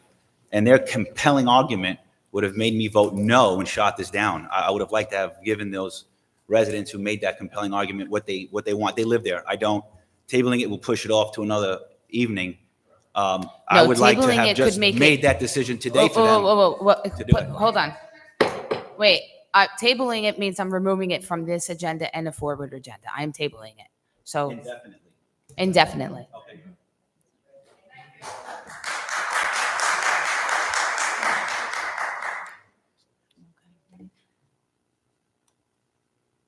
Ready? Next item of business is first reading and introduction of ordinance 2025-22. Calendar year 2025 ordinance to exceed the municipal budget appropriation limits and to establish a cap bank, NJSA 40A:40-4514. Council Presidents, do you have any comments on ordinance 2025-22? Yes, this ordinance to provide support for NJSA 40A-4-4515A when a municipality is authorized by ordinance to increase an annual budget by up to 3.5%. Anything else?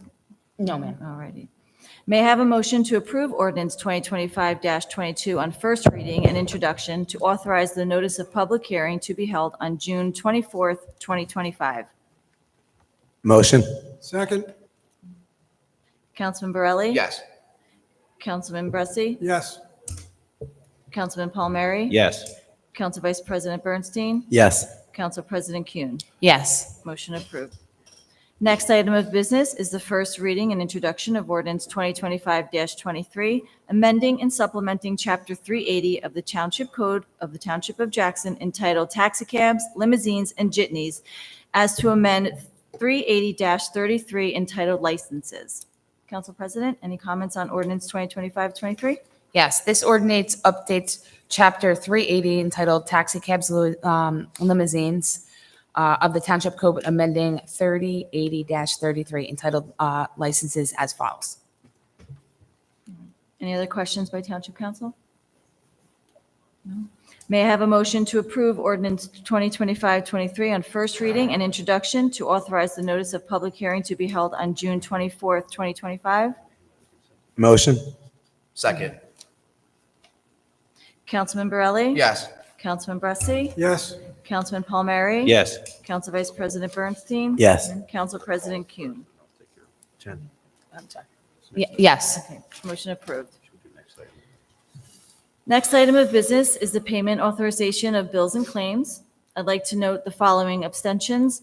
Abstentions include Councilman Borelli, AET 01, RUT 04, STA 28, and STA 76, and Council President Kuhn, RCS 02.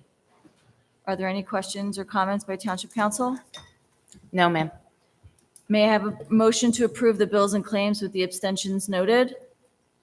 Motion. Second. Councilman Borelli?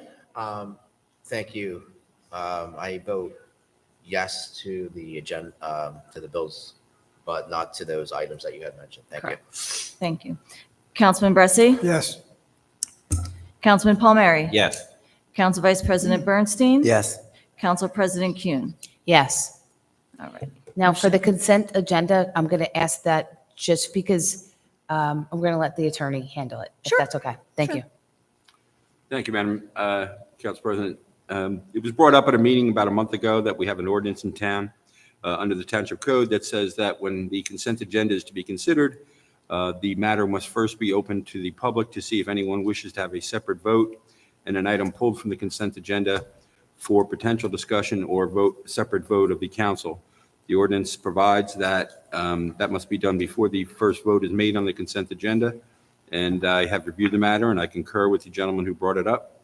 That is what the ordinance requires. It's my understanding that has not been done for many, many years, but that is in the code. So at this point, it would be appropriate if somebody from the public wishes to have a matter from the consent agenda voted upon separately.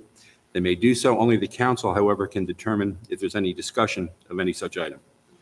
So if there's anyone from the public who wishes to have an item from the consent agenda discussed separately, please just let us know which resolution you wish to have a separate vote on. Thank Seeing you. We'll none? continue. Yes. All You right. can continue with the consent agenda, Wonderful. please. Okay. Next item on the agenda is consent agenda. Listed for tonight's consideration are resolutions 194 through 214, 2025, listed by title. Are there any questions or comments by council? Yes, I would just like to comment regarding Resolution 197 for the local recreation improvement grant. That is a grant that I worked on with Councilman Bernstein, myself, Sean Belinsky from DPW, and our grant writers, and we were awarded $92,000. We're going to use that money in the Justice Complex for the hockey rink. If anybody knows that hockey rink that's over there, I went and looked at it. It's in a little rough shape. We're going to refurbish it and add it to multi-use. It's also going to be a pickleball court. And then also we're going to put some benches around the water park. So that's where that money is going to go. And in regards to Resolution 203, authorizing the hiring of a remote temporary secretary to assist with Oprahs. We're up to 885 Oprahs. And our clerk's office is trying to keep up. We are understaffed, as we had said, so hopefully that gets approved so that we can go ahead and get a temp and get those Oprahs done. And that is it. We need to table Resolution 214-2025, the authorization of TMM Engineering to draft and prepare and receive bids for creation of a sidewalk on the portion of London Drive. Since we tabled the ordinance, I'd like to pull that as well. Okay. Thank you. Do we have to vote if I pull? You're tabling that resolution as well then. So yes, it'd be Correct. appropriate to do a motion. I'm sorry. can you So, say that? I'm sorry? I didn't hear you. I'm It would have to be a motion to table it, right? Yes. Yeah, Yes. I'm requesting a motion to table Resolution 214-2025. That would be authorizing TNM Associates Township Engineer to draft, prepare, and receive bids for creation of the sidewalks of a portion of London Drive. Since we are tabling the ordinance, I'd like to pull the resolution. Can I get a second? I need a motion. May I have a motion to? Motion. Second? Wonderful. Councilman Borelli? Yes, to table resolution 214-2025. Wonderful. Councilman Bressi? Yes. Councilman Palmieri? Yes. Council Vice President Bernstein? Yes. And Council President Kuhn? Yes. All right. Motion approved. All right. So may I have a motion to authorize the consent agenda, resolutions 194 through 214 minus 2024, excluding the tabled resolution of 214, 2025? Motion. Second? Councilman Borelli? Yes. Councilman Bressi? Yes. Councilman Palmieri? Yes. Council Vice President Bernstein? Yes. Council President Kuhn? Yes. Motion approved. At this time, if any member of the public has any comments to make, please address the council at the microphone and state your name and address clearly for the record. You will have 5 minutes and may only speak once. May I have motion to open public comment? Motion to open. Second. All in favor? Aye. Any opposed? Let's go. Okay. Carlos Martins, Jackson. Sorry for, anyway, I gotta leave soon. So, and I wanted to bring up these points. And again, most of them off the cuff because I never get to the ones I actually lay out. But I'd like to welcome Mr. Brassey, and I'm happy to see you there. I'm at a disadvantage because everybody seems to know who Mr. Brassey is. He's a Well, lifer. He's a lifer. I haven't been here that long. So I just met and was happy to be working with Mr. Brassey on the zoning board about 2 months, I think. Like most of my first impressions, I give usually a bad first impression and we got off the wrong foot, right? But luckily, we're both professionals and we don't let that stuff get in the way.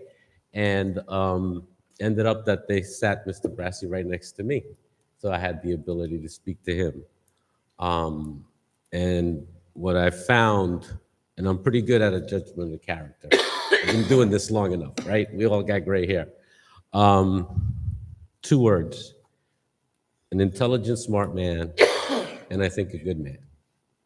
Those were my impressions. Thank you. I'm sad that, you have to resign from the zone? Okay, Yes. because I was almost feeling like I had a mentor.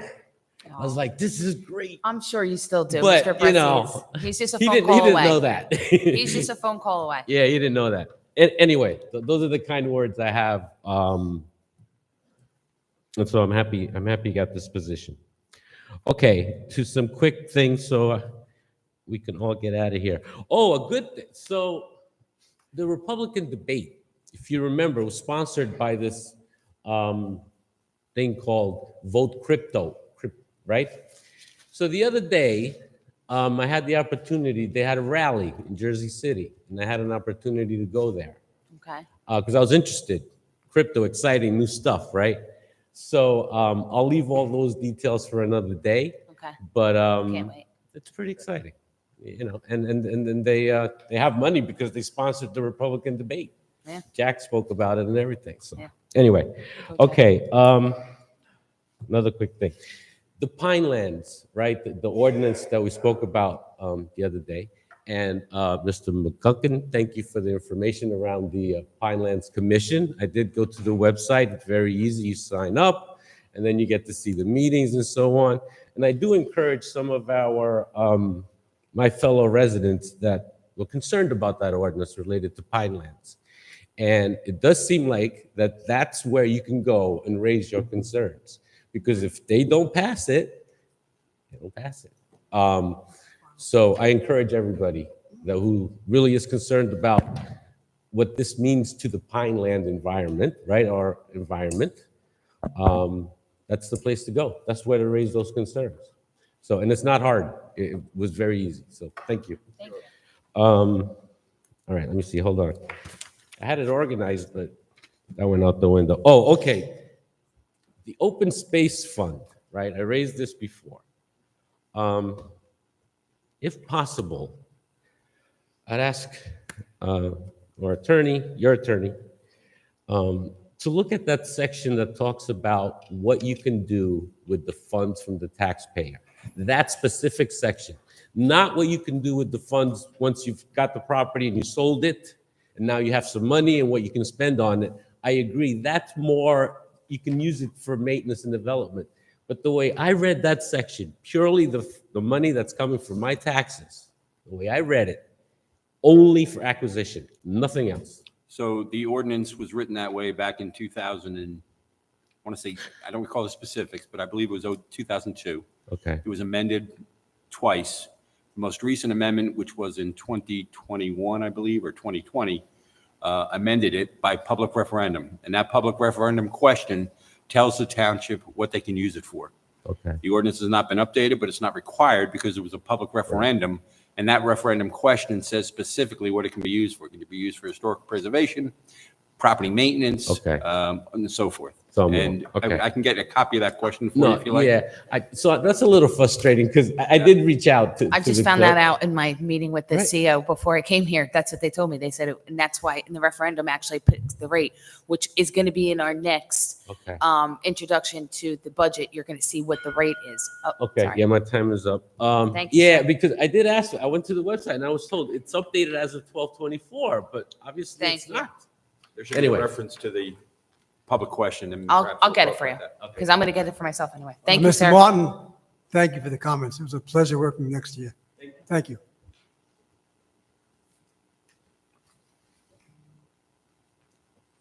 Good evening, My name's Joseph Raschuti from Jackson. If the clerk wants my address, I can give you at the end, because I am now on YouTube forever for making comments before. So that's why I won't give out my address. Jackson's fine, sir. Okay. First, I want to congratulate our new business administrator and for our new Councilman Bressi. Not my choice. I would have thought we should have gone with the next runner-up on the last election. Should have been placed in that seat. But that was not my, I had no say in that, but that's my opinion. It should have been the last runner-up, because that's who the people picked. The people, not the council. The people picked. And that should have been Amanda Trombetta, who was next in line with the votes. That was the people's choice, but it's out of their hands. So, Councilman Bressi, I hope this is a clean slate for you. You've had a past, people know it. This is a clean slate from this day forward. I'm going to give you your chance to be for all the people of Jackson. Whenever I'm up here, I've always been for all the people. I would like to suggest that the council make a new ordinance that all new houses, no basement apartments, period. That will ease the congestion in Jackson. People are comparing Jackson, Lakewood. A lot of people move here to get away from Lakewood and all the congestion and the traffic.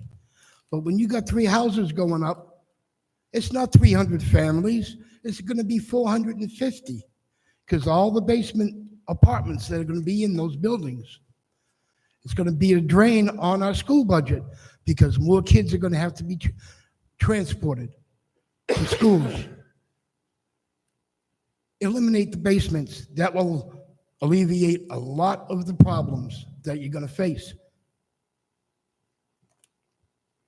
That's a suggestion, whether you would like to do it or not. But that will cut down on our traffic congestion, easy on the budgets, because those 150 basement apartments, they're not paying into the system. They're paying rent to the landlord. Jackson's not getting their money, but they're paying for their kids. One question, Cassville Deli.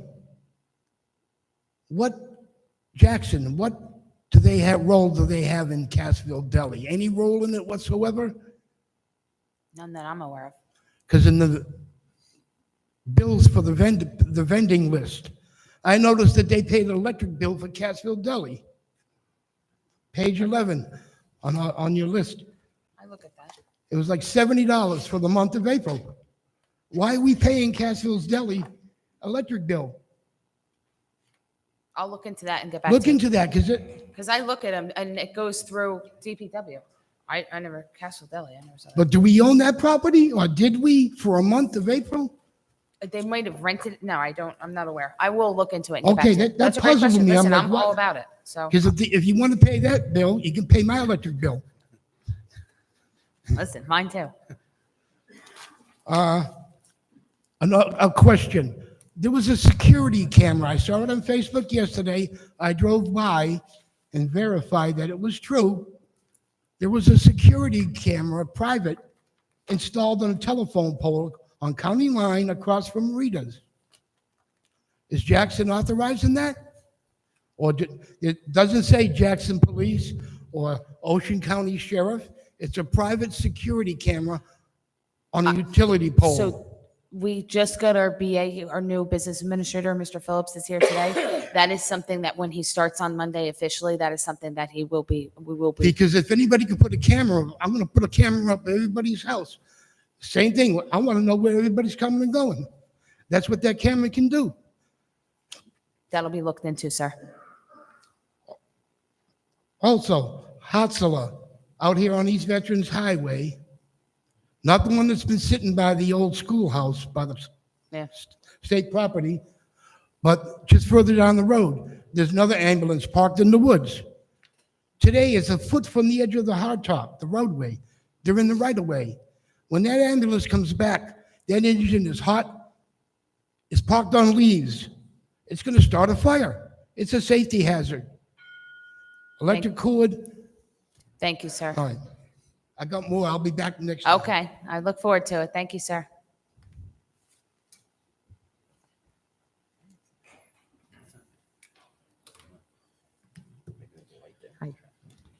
Lisa Zayak Jackson. How are you? Amazing. How are you? Okay, so I've been in this town for 40 years. I've brought my kids up here. They went through the school system and everything. So now I'm kind of an empty nester. And so now I have some time I'd like to, learn a little bit more and get a little bit more involved. So I have a couple questions, not to seem uneducated, but I probably am. Congratulations, Mr. Brezzi. I've been around. I've seen you around. So congratulations to you on your appointment. So with this whole council thing, I'd like to know, can you tell me how does the process work? Like each one of you was supposed to interview each applicant, and did you all? And how does that work? Like, did you, Mr. Palmieri, did you interview everyone? So I'm gonna let you ask your questions. Okay, well, 'Cause that's- you're at it just so that you said you're not familiar with the process. I'm not, and that's why I'm So- asking. Okay. So no, ma'am. You have a clock up there. Once that clock's done, Yeah, I then know. that's So I okay. only have a couple. Go. Then- Yeah, and if you could just give me a general overview of how I the will. selection process works. Those were my questions. Oh, that's your question. Yeah. Okay, just run with that. I'm easy. So, so what happens was, I personally, everybody did their own due diligence. So everybody, their council men, I'm councilwoman. I selected to do my interviews when I was coming back from visiting my grandmother. So I did them from Saturday to Tuesday, beginning to end. I assisted and asked one of the clerks to assist me in sending out an email and I set up my own interviews. So I went, I called them, we did whatever we did. I tried to do as many interviews in person as I could due to the amount of applicants that came back. I did not do all personal interviews. I did some. Out of all the candidates, there was two that one I did not feel that it was a good fit for me to meet with, so I opted out of that interview. And the second one, due to timing, we were going back and forth, and we just couldn't get to our schedule. But the other council members, if they would like to let you know how they did their due diligence, but that was mine. But shouldn't it be that each one of you speaks to each candidate? There's no set Like, rules or wouldn't that be the regulations. smart way to do it? I don't know. I'm going to let the attorney jump in. So the statute simply says the council shall select. There is no procedure required. There's no process that's required under the statute. 3 votes of the council fills the vacancy. So however they wish to do it, every town's a little bit different. Every council person is a little bit different.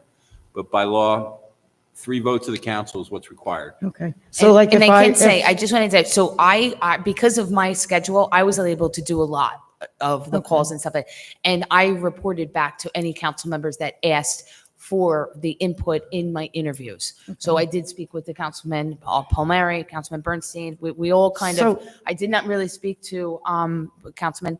But you say you didn't interview one of them But because he you didn't sent feel it emails. was a good fit, but maybe it was a good fit for the town. So why do you not pass that interview? My pick.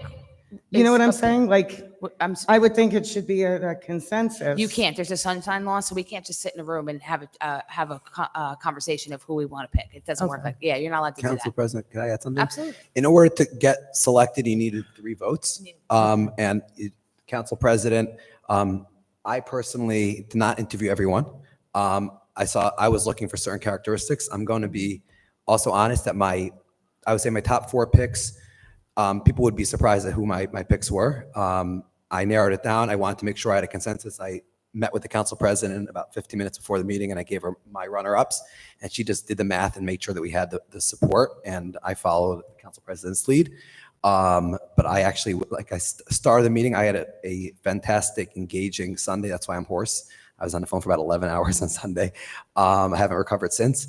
And there was a lot of good talent out there. So Right. There was. I'm And sure I just there want is. I mean- to, so I did, mine was, I did a little task within it. So I wanted you to send back and ask a time that you could do it between 9 a.m. on Saturday and 2 p.m. on Tuesday. And I had candidates that replied that they'd like to meet Wednesday, Thursday, and Friday after the deadline. So that was kind of like, that's something, that was a simple task that I asked for a response of, and I didn't get one. That was in that timeframe. Council So President. basically 3 votes gets it. And it could be any one of the 3 of you. Correct. That, okay. Sorry. If Go I ahead and may, answer. I think you deserve an answer because you Yes. asked each council member if, we interviewed. I reached out to every candidate who applied for the council vacancy, and I heard back and received responses from everybody, and thanked them afterwards after receiving their responses for applying and wanting to serve in this capacity. So there's some people, and I asked them all the same 5 questions. To be fair to everybody, to get their input. And their then you guys insights. consult on your interviews, right? Well, that's No. No, we can't do that. There's Oh. a sunshine law, but Okay. your time is up, ma'am. Okay, I thank you. apologize. Thank you. Thank you.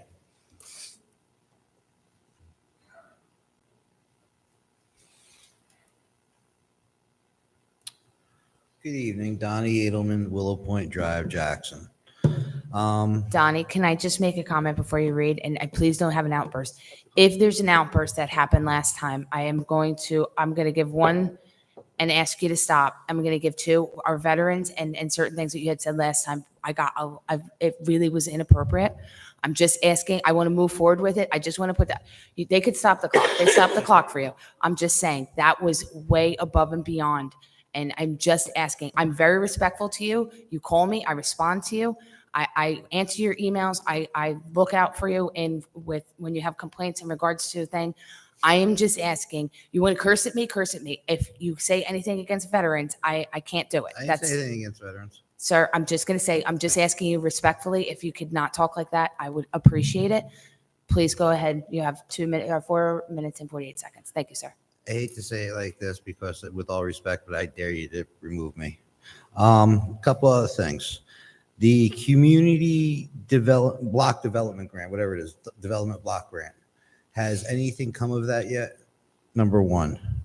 Number 2, I spoke to you, Council President Kuhn, and you did say that you forwarded it over to Public Works about the new playground over at Johnson Park. One of the pieces is just not designed properly, and it could be a safety and liability issue with the big slide piece. One of the things I heard tonight about the budget and the tax rate, we have on average about a $300,000 assessed value increase. And I heard something about playing with the tax rates to effectively keep taxes close to the same, with the schools basically in trouble, with the fact that you have a lawsuit against the State Education Association because they mandated that you raise school taxes. Why are we sitting here allowing homeowners who have hundreds of thousands of dollars of equity in their homes to get off with not paying more taxes? I mean, that's kind of the point of doing this. It's not just sit there and say, hey, your house is now worth, hundreds of thousands of dollars or more. You kind of got to pay your fair share along that. Next is, after some months and some questions, we've established that the only people that are able to make changes at the Justice Complex as far as public access and so forth is Chief Coons and Mayor Reyna. After my legal issues, I've confirmed that Police Director Candido went out and made those changes on his own. I'd like this body to legislate restoring public access to Chief Shoal Drive. You guys can end this problem of mine with a hammer because he vastly exceeded his authority that he does not have. On the same token, whoever I need to speak to, I'd like to have Director Candido basically pay back for the signs and the labor, all right, to have those new signs installed. 3 of them, the ones that were blocking off the baseball fields, were literally thrown out when they were taken out. I have one of them at home. I kept it as a souvenir because they were just thrown in the dumpster. I mean, this is just a complete waste of money. This guy had them come out on Columbus Day, he paid extra for it, and it's only to take away people's civil rights. The plans for the Justice Complex clearly show public access all the way around there. If they don't like it, well, maybe the police officers in this town should stop stealing and breaking motor vehicle laws that they're writing tickets for, because on the monthly police roundup where they, the police blotter thing, they actually showed that they were giving out tickets for window tints and inspections. The same problems that the police officers are breaking, plus, well, the stealing because they're cops and they're stealing tolls. It's kind of funny that they're making six figures and they can't pay their easy pass. Next, last time I was here, yeah, you may not have liked what I said, but I heard something that was even scarier than anything I could have said. Police Director Candido is not a police officer. When you didn't like what I was saying, Mr. Palmieri, I want you to understand something. I'm part of this like Sunshine Law and Open Public Meetings Act thing. There was a legal case, Rosenfeld versus the state of New Jersey, or the state of New Jersey versus Rosenfeld. You may not like what I say, but as long as I'm not threatening and I'm generally making my comments towards a constructive use, you can't throw me out. No, you said, can we get some police officers here? All right, and then Council President Kuhn, I'm sorry, That's okay. responded with, we have 2 police officers over there. At the time, it was Director Candido and the PBA rep. I know we actually have 2 police officers here. They could remove me. They shouldn't do it because that would be violating my civil rights, but they could. I made that mistake. Rep Yes, cannot. I'm used to him. I've known him. I made a mistake. Well, I correct my error. again, should not be done. And let's see, got the sign, the playground. Yeah, I mean, that's it. I just need an answer, so I think I'm good. I will get you the answers. I got to meet with DPW regarding that. I've already asked him. So Can't give me any answers tonight. you want the plot grant, you want the school budget. So the budget's going to be introduced next month. So in regards to it's not that I want the school budget. next meeting. I guess just to clarify that, I just think that we shouldn't be looking to keep the taxes the same, or I know you're not cutting taxes, but keep the taxes similar when you have such a major increase. Thank you. In We're going to assessed value. introduce next meeting. Thank you. Have a nice night. Bye. Have a great day.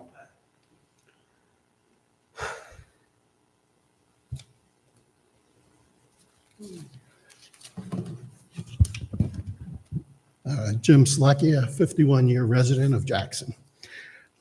Mr. McGuckin, thank you for going through the consent agenda, Township Code, and agreeing with what I stated 2 meetings ago. I guess the only question I have is, the last time we talked, there was a difference that we had was as to what the public is allowed to speak of when they come up to talk. So if you could kind of talk a little bit about if we're allowed to present why we think it should be pulled, so that the members of the council can understand why we're asking one of them to do it. The ordinance doesn't provide for that.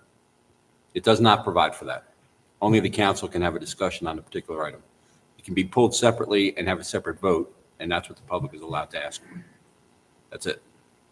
Well, we can't tell them why we would like to That's have it correct. pulled. There's nothing in the ordinance that provides for that. The public comment is at the end of the meeting or in ordinances. So how would they even understand why we would It want? doesn't that? matter what your reasons are. You want a separate vote, and only the council can decide if they want to have a discussion about it. Okay. Secondly, the budget that's coming up. I think one of the people are getting very hung up on the per 100,000 number. The key numbers to look at are the total budget dollars and the total amount of ratables that we have in this town. Those are the 2 key numbers. My house went up 130%. So if I was looking at that, I would expect the so-called rateable number to come down more than the 50% that they discussed today. I know that's not the way it works. So just because our rateable numbers come in, the per 100,000 is coming down, we're still looking at the base of the total budget that's out there. So those are the key numbers.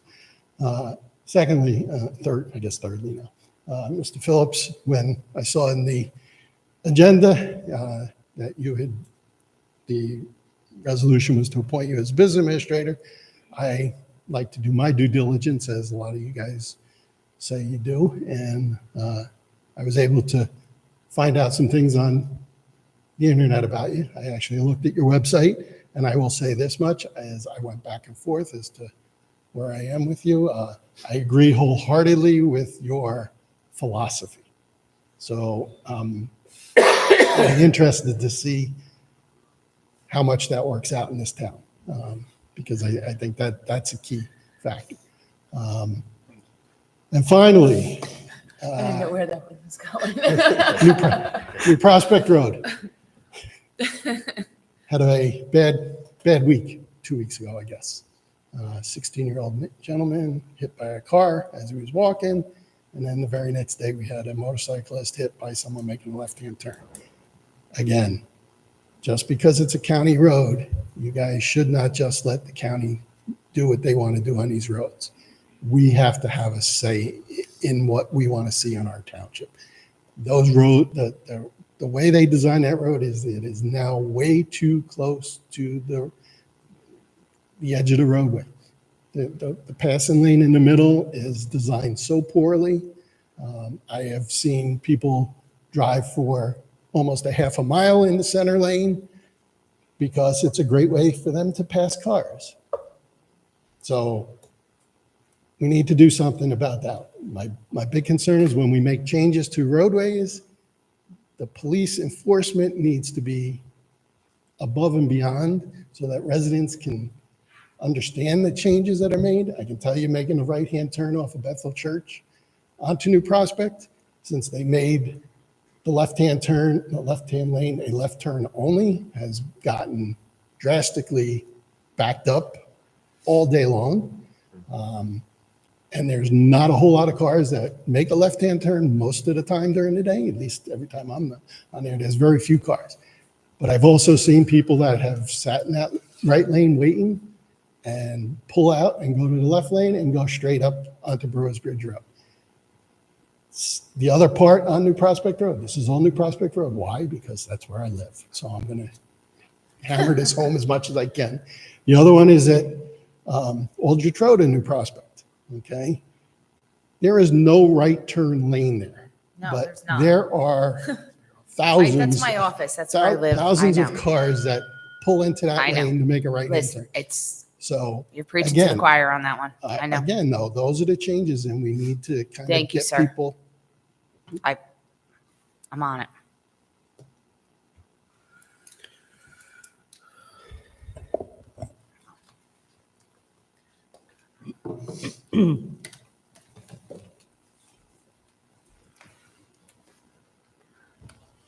Eleanor Hannum, Jackson, New Jersey. I concur about New Prospect. That was a mess that was created in this town.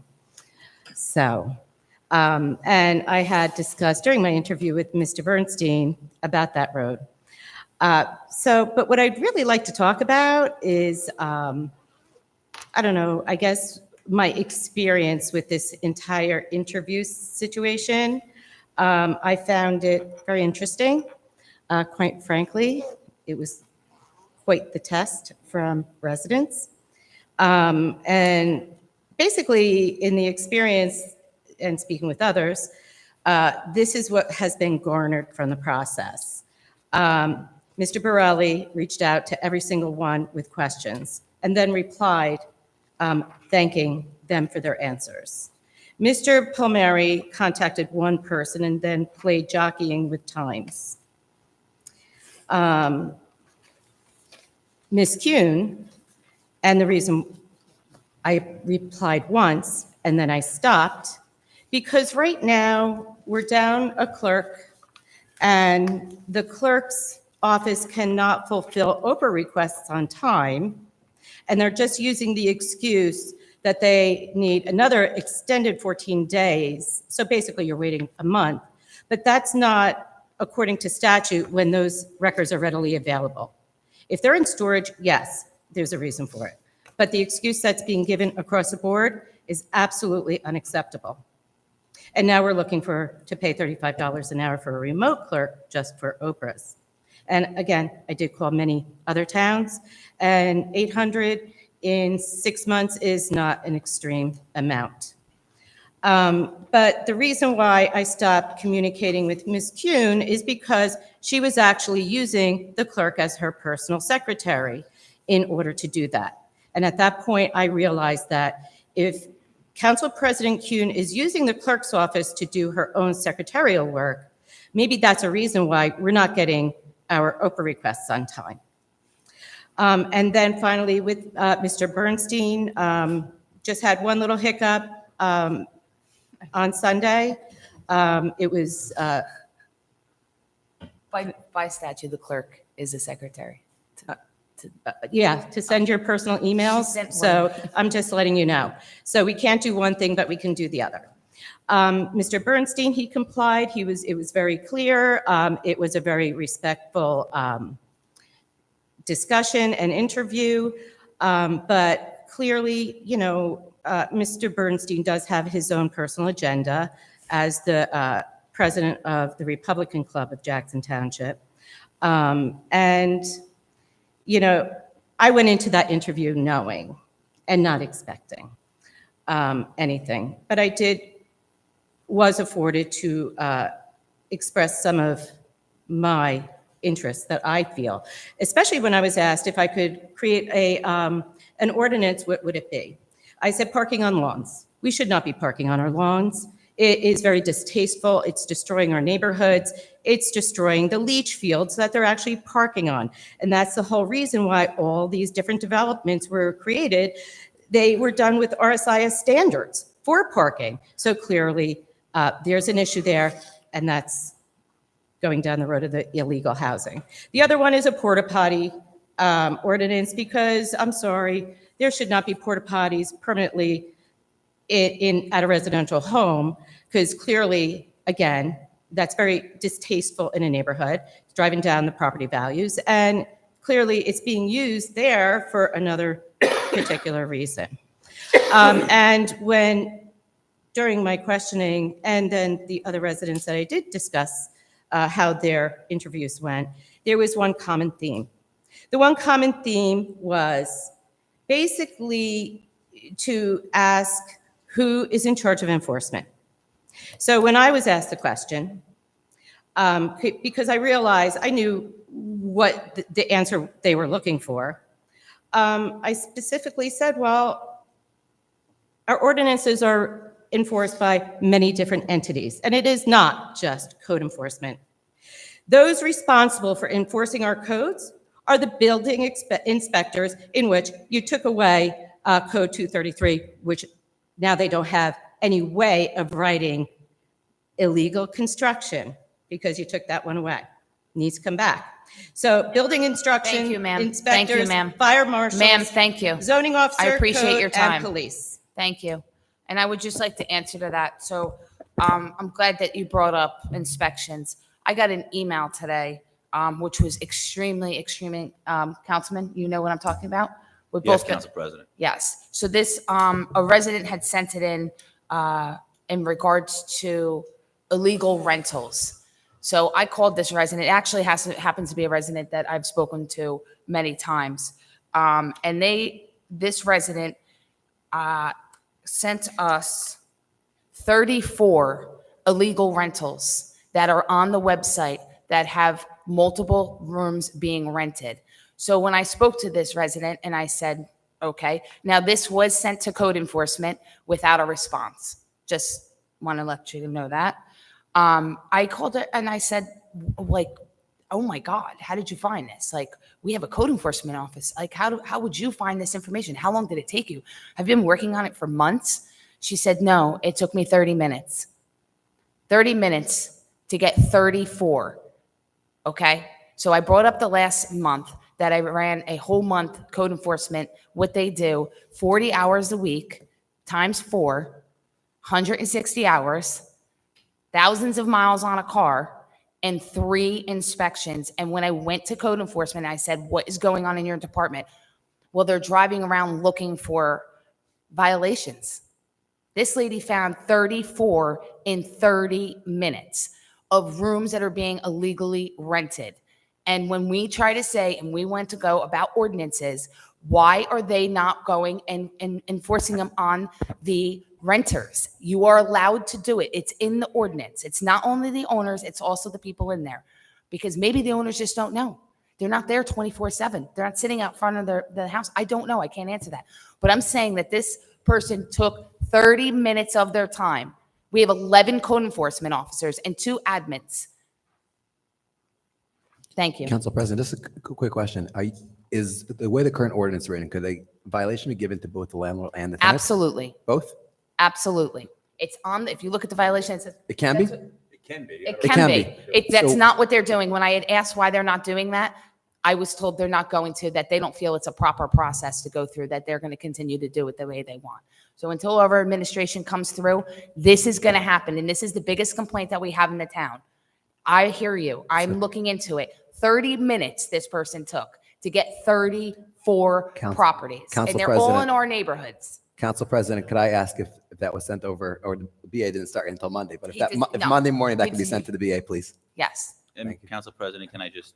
absolutely, Councilman. So in the last 2 weeks, I've had 3 emails come to me about residents after they heard me speak on illegal renting. And 2 of them, one was for 1 property, one was for 6, and then this one came in today for 34. I did forward them all to the appropriate departments. The previous 2, I will say, code enforcement and the zoning officer did get back to me within about 3 days, and they resolved some of these issues. And they replied to the residents. So, this is what should happen. And I'm excited and happy that residents heard me and they're actually reaching out. This one happened today. We forwarded it to code, to zoning, the mayor. So I'm looking forward to some of those responses as they have the opportunity to investigate. But to go to Ms. Hannum's point that she brought up, that I only reached out to 1 person. Ms. Hannum, you have no idea who I reached out to. I would really appreciate it if you do not make up lies about what I did. I spoke to several residents. 1 is sitting right here.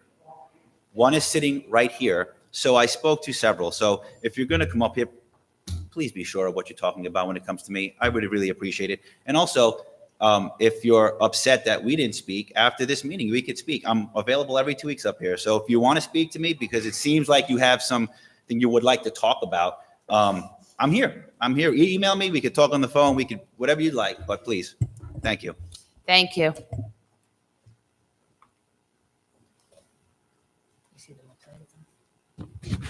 Hope Drew, Jackson.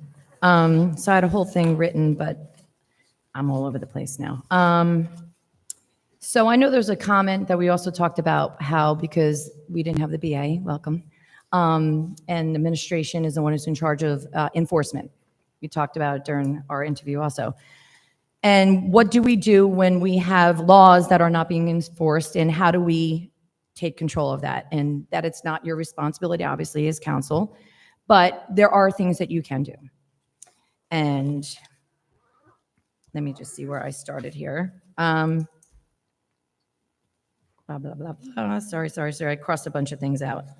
Part of the Faulkner Act. Sorry, don't know where it is. Okay, so you, since you're under the Faulkner Act, you absolutely do have power, and we're hoping that you can use it. Some of the things that you can do now is that you can create and authorize like a special enforcement task force, just like you kind of created when you started the public safety position. You felt like the chief of police wasn't doing the job, his part, so you create a position for someone who will. So if we feel that zoning and building are not enforcing their laws, how about you, because you have the power, create a task force? They did it in Ramapo, New York, and was actually a retired fireman and a rabbi. They came together, they created a task force that gave them the power to go to all these multiple, say, illegal rentals. But I'm also talking about the illegally constructed massive additions on the back of residential homes. The fact that the red flags were there and our building department went ahead anyway, gave them their okay to build it, and we're back on 45 Pitney. I'm back. I got so many inboxes, text messages, phone calls, and they said, you better go back next week and ask. So what are we doing about it? We talked about it. What are we doing about it? Now, real quick, before you answer, because I want you to answer. Now, you said the reason why the resolution was written is because the cut-through, people are cutting through. Well, they're not parking if they're cutting through.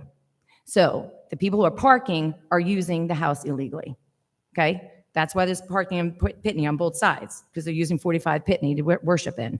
You said the traffic issue is because it was a cut-through. Well, cut-through people are leaving. They're not staying. They're going through on Pitney. Remember? You talking about the resolution about the speeding issue on Pitney? No, I'm talking about when I brought up 45 Pitney and the traffic issue, and you made the resolution to address the traffic issue, whether it be common strips or whatever it may be, Common strips signage. was for the speeding issue. Right, or whatever. But the issue is the parking on both sides, and now you made no parking on one side, right? All the way down to Danielle. Now where they're going to park? No, we didn't do that yet. Okay. No. How about We've we talked go, and like we said, force them to do a change of use. They would have to apply for it. They pay for the traffic study. They pay for all that, not us. It's part of the process, and it's being bypassed completely because so many people also say, if someone wanted to build a shed, it's outside the setback. They have to get a variance. The variance goes to every single neighbor. The neighbor can actually say, no, it blocks my sight. I can't see my kid at the bus stop. No, I can't see the beautiful flowers in the background. You built a coliseum on the back of a home, and not one person in that entire area had a right to say anything. What they would have said is absolutely not. This is not fair. This is wrong. And this isn't the only house. This is not the only one. What are we going to do? So I want to know. I'm going to stay quiet. I want to know how we're moving forward. Council President, could I address part of it and then turn the floor over to Mr. McGuckin? Or Mr. McGuckin first? Let Yeah. the attorney real quick, and then. Okay. I got We you. heard you. I'm familiar Stop with the clock 40 then. Stop the clock. I'm familiar with 45 Pitney, and the matter is being reviewed by Mr. Pullman, myself, and Okay. Mr. Papar. You're reviewing it now. Yes. Okay. Restart the clock. Okay, so the resolution for the traffic and that is going to be on hold into the review of this? We're going to discuss it internally, but that. Right, because I again- mean, then you put it out to bid, you're again, going to pay money Ms. Drew, that they should be paying for if that. Yes, that's something we're going to discuss, but that didn't have that resolution had nothing to do, or very little to do. I don't want to use the word nothing to do. Very little to do with the activities that are being alleged to be going on in 45 Pitney. That had to do with multiple years of complaints about speeding from residents who don't even. In combination of the parking, Correct. because you can't get a bus down the same time when you have two sides apart. Correct, You but can't there's get two emergency issues. vehicle. Ms. I Drew- drove down You can't during get a bus Perham. down in You half of our couldn't get neighborhoods down anymore. the street during But Perham. Ms. Drew, Like, that it was there crazy. are two issues over there. There's a speeding issue and there's a parking issue. Right. The speeding issue has nothing to do with the alleged use of 45 Pitney. No, it's absolutely, you cannot say it doesn't have something to do with The people. speeding? They're rushing to shul. They're leaving We've from gotten shul. we've gotten complaints on Saturday afternoon of speeding All issues. right. We can talk about Okay, police we department can, about it's that. either, we can agree to disagree, No. but you can't say there's no speeding when people are Ms. rushing to Drew, shul. The time's up. Thank you. Okay. It's up. Council President, can I have a question for the But the attorney? time is up. Yeah, Yeah, I know it's in okay. regards to what Ms. Drew said. Yeah. I would just like to ask a question. Oh, because absolutely. I actually liked your idea about creating a special task No, force. I did too. I think I've been we're all saying for Now, 10 years, my just so que- everyone my- knows. It's not the first time I mentioned it. Your time is up. My I'm question, not doing this again with you. Okay. my question for the attorney, Yes. Mm-hmm. You if sit down. council decides to create a special task force, does administration need to enforce that special task force if we create it, or is it under the council's oversight? So there's a lot of questions there. Number one, Ramapo is in New York. Yeah. That's a different statutes than apply to New Jersey, number one. Number two, under the Faulkner Act, I believe it would be troublesome for the council to create any enforcement agency which has any legal authority to do so.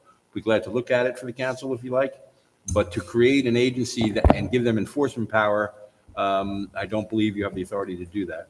Council President, Yes. I would like to request if you would authorize listen, I'm the with attorney to look into this and see if it's legal and Absolutely. if we could do something like that. If I could add Council's one thing, police. if I could add one thing, It's a Ms. good Drew brought idea. up a It's great idea. We actually It have is a great idea. a gentleman down there who, this is something that came up by the interview. Yep. And I'm going to give him a little bit of time till Tuesday morning. But he knows this was something that I discussed with the mayor in the back by our interview. It's something Council President and I followed up in our follow-up interview. And I think he's very aware. He's So been we're- watching our meetings for a while. He went back to hours and hours of tapes. No. Well, I could No, put you in no, contact with the people who no. run it. No, Hope Drew. I No. know who they are. I have That's their it. numbers. Goodbye. You're welcome. Thank you. That was great. I'm seeing no, oh, go ahead. Seeing no one else come forward, make a motion to close public comment. Motion. Second. All in favor? Aye. Motion to close. Motion? May I have a motion to adjourn meeting? Motion? Thank you. All in Second. favor? Aye. Meeting adjourned. That's a great idea. She's never going to end it now. That's it.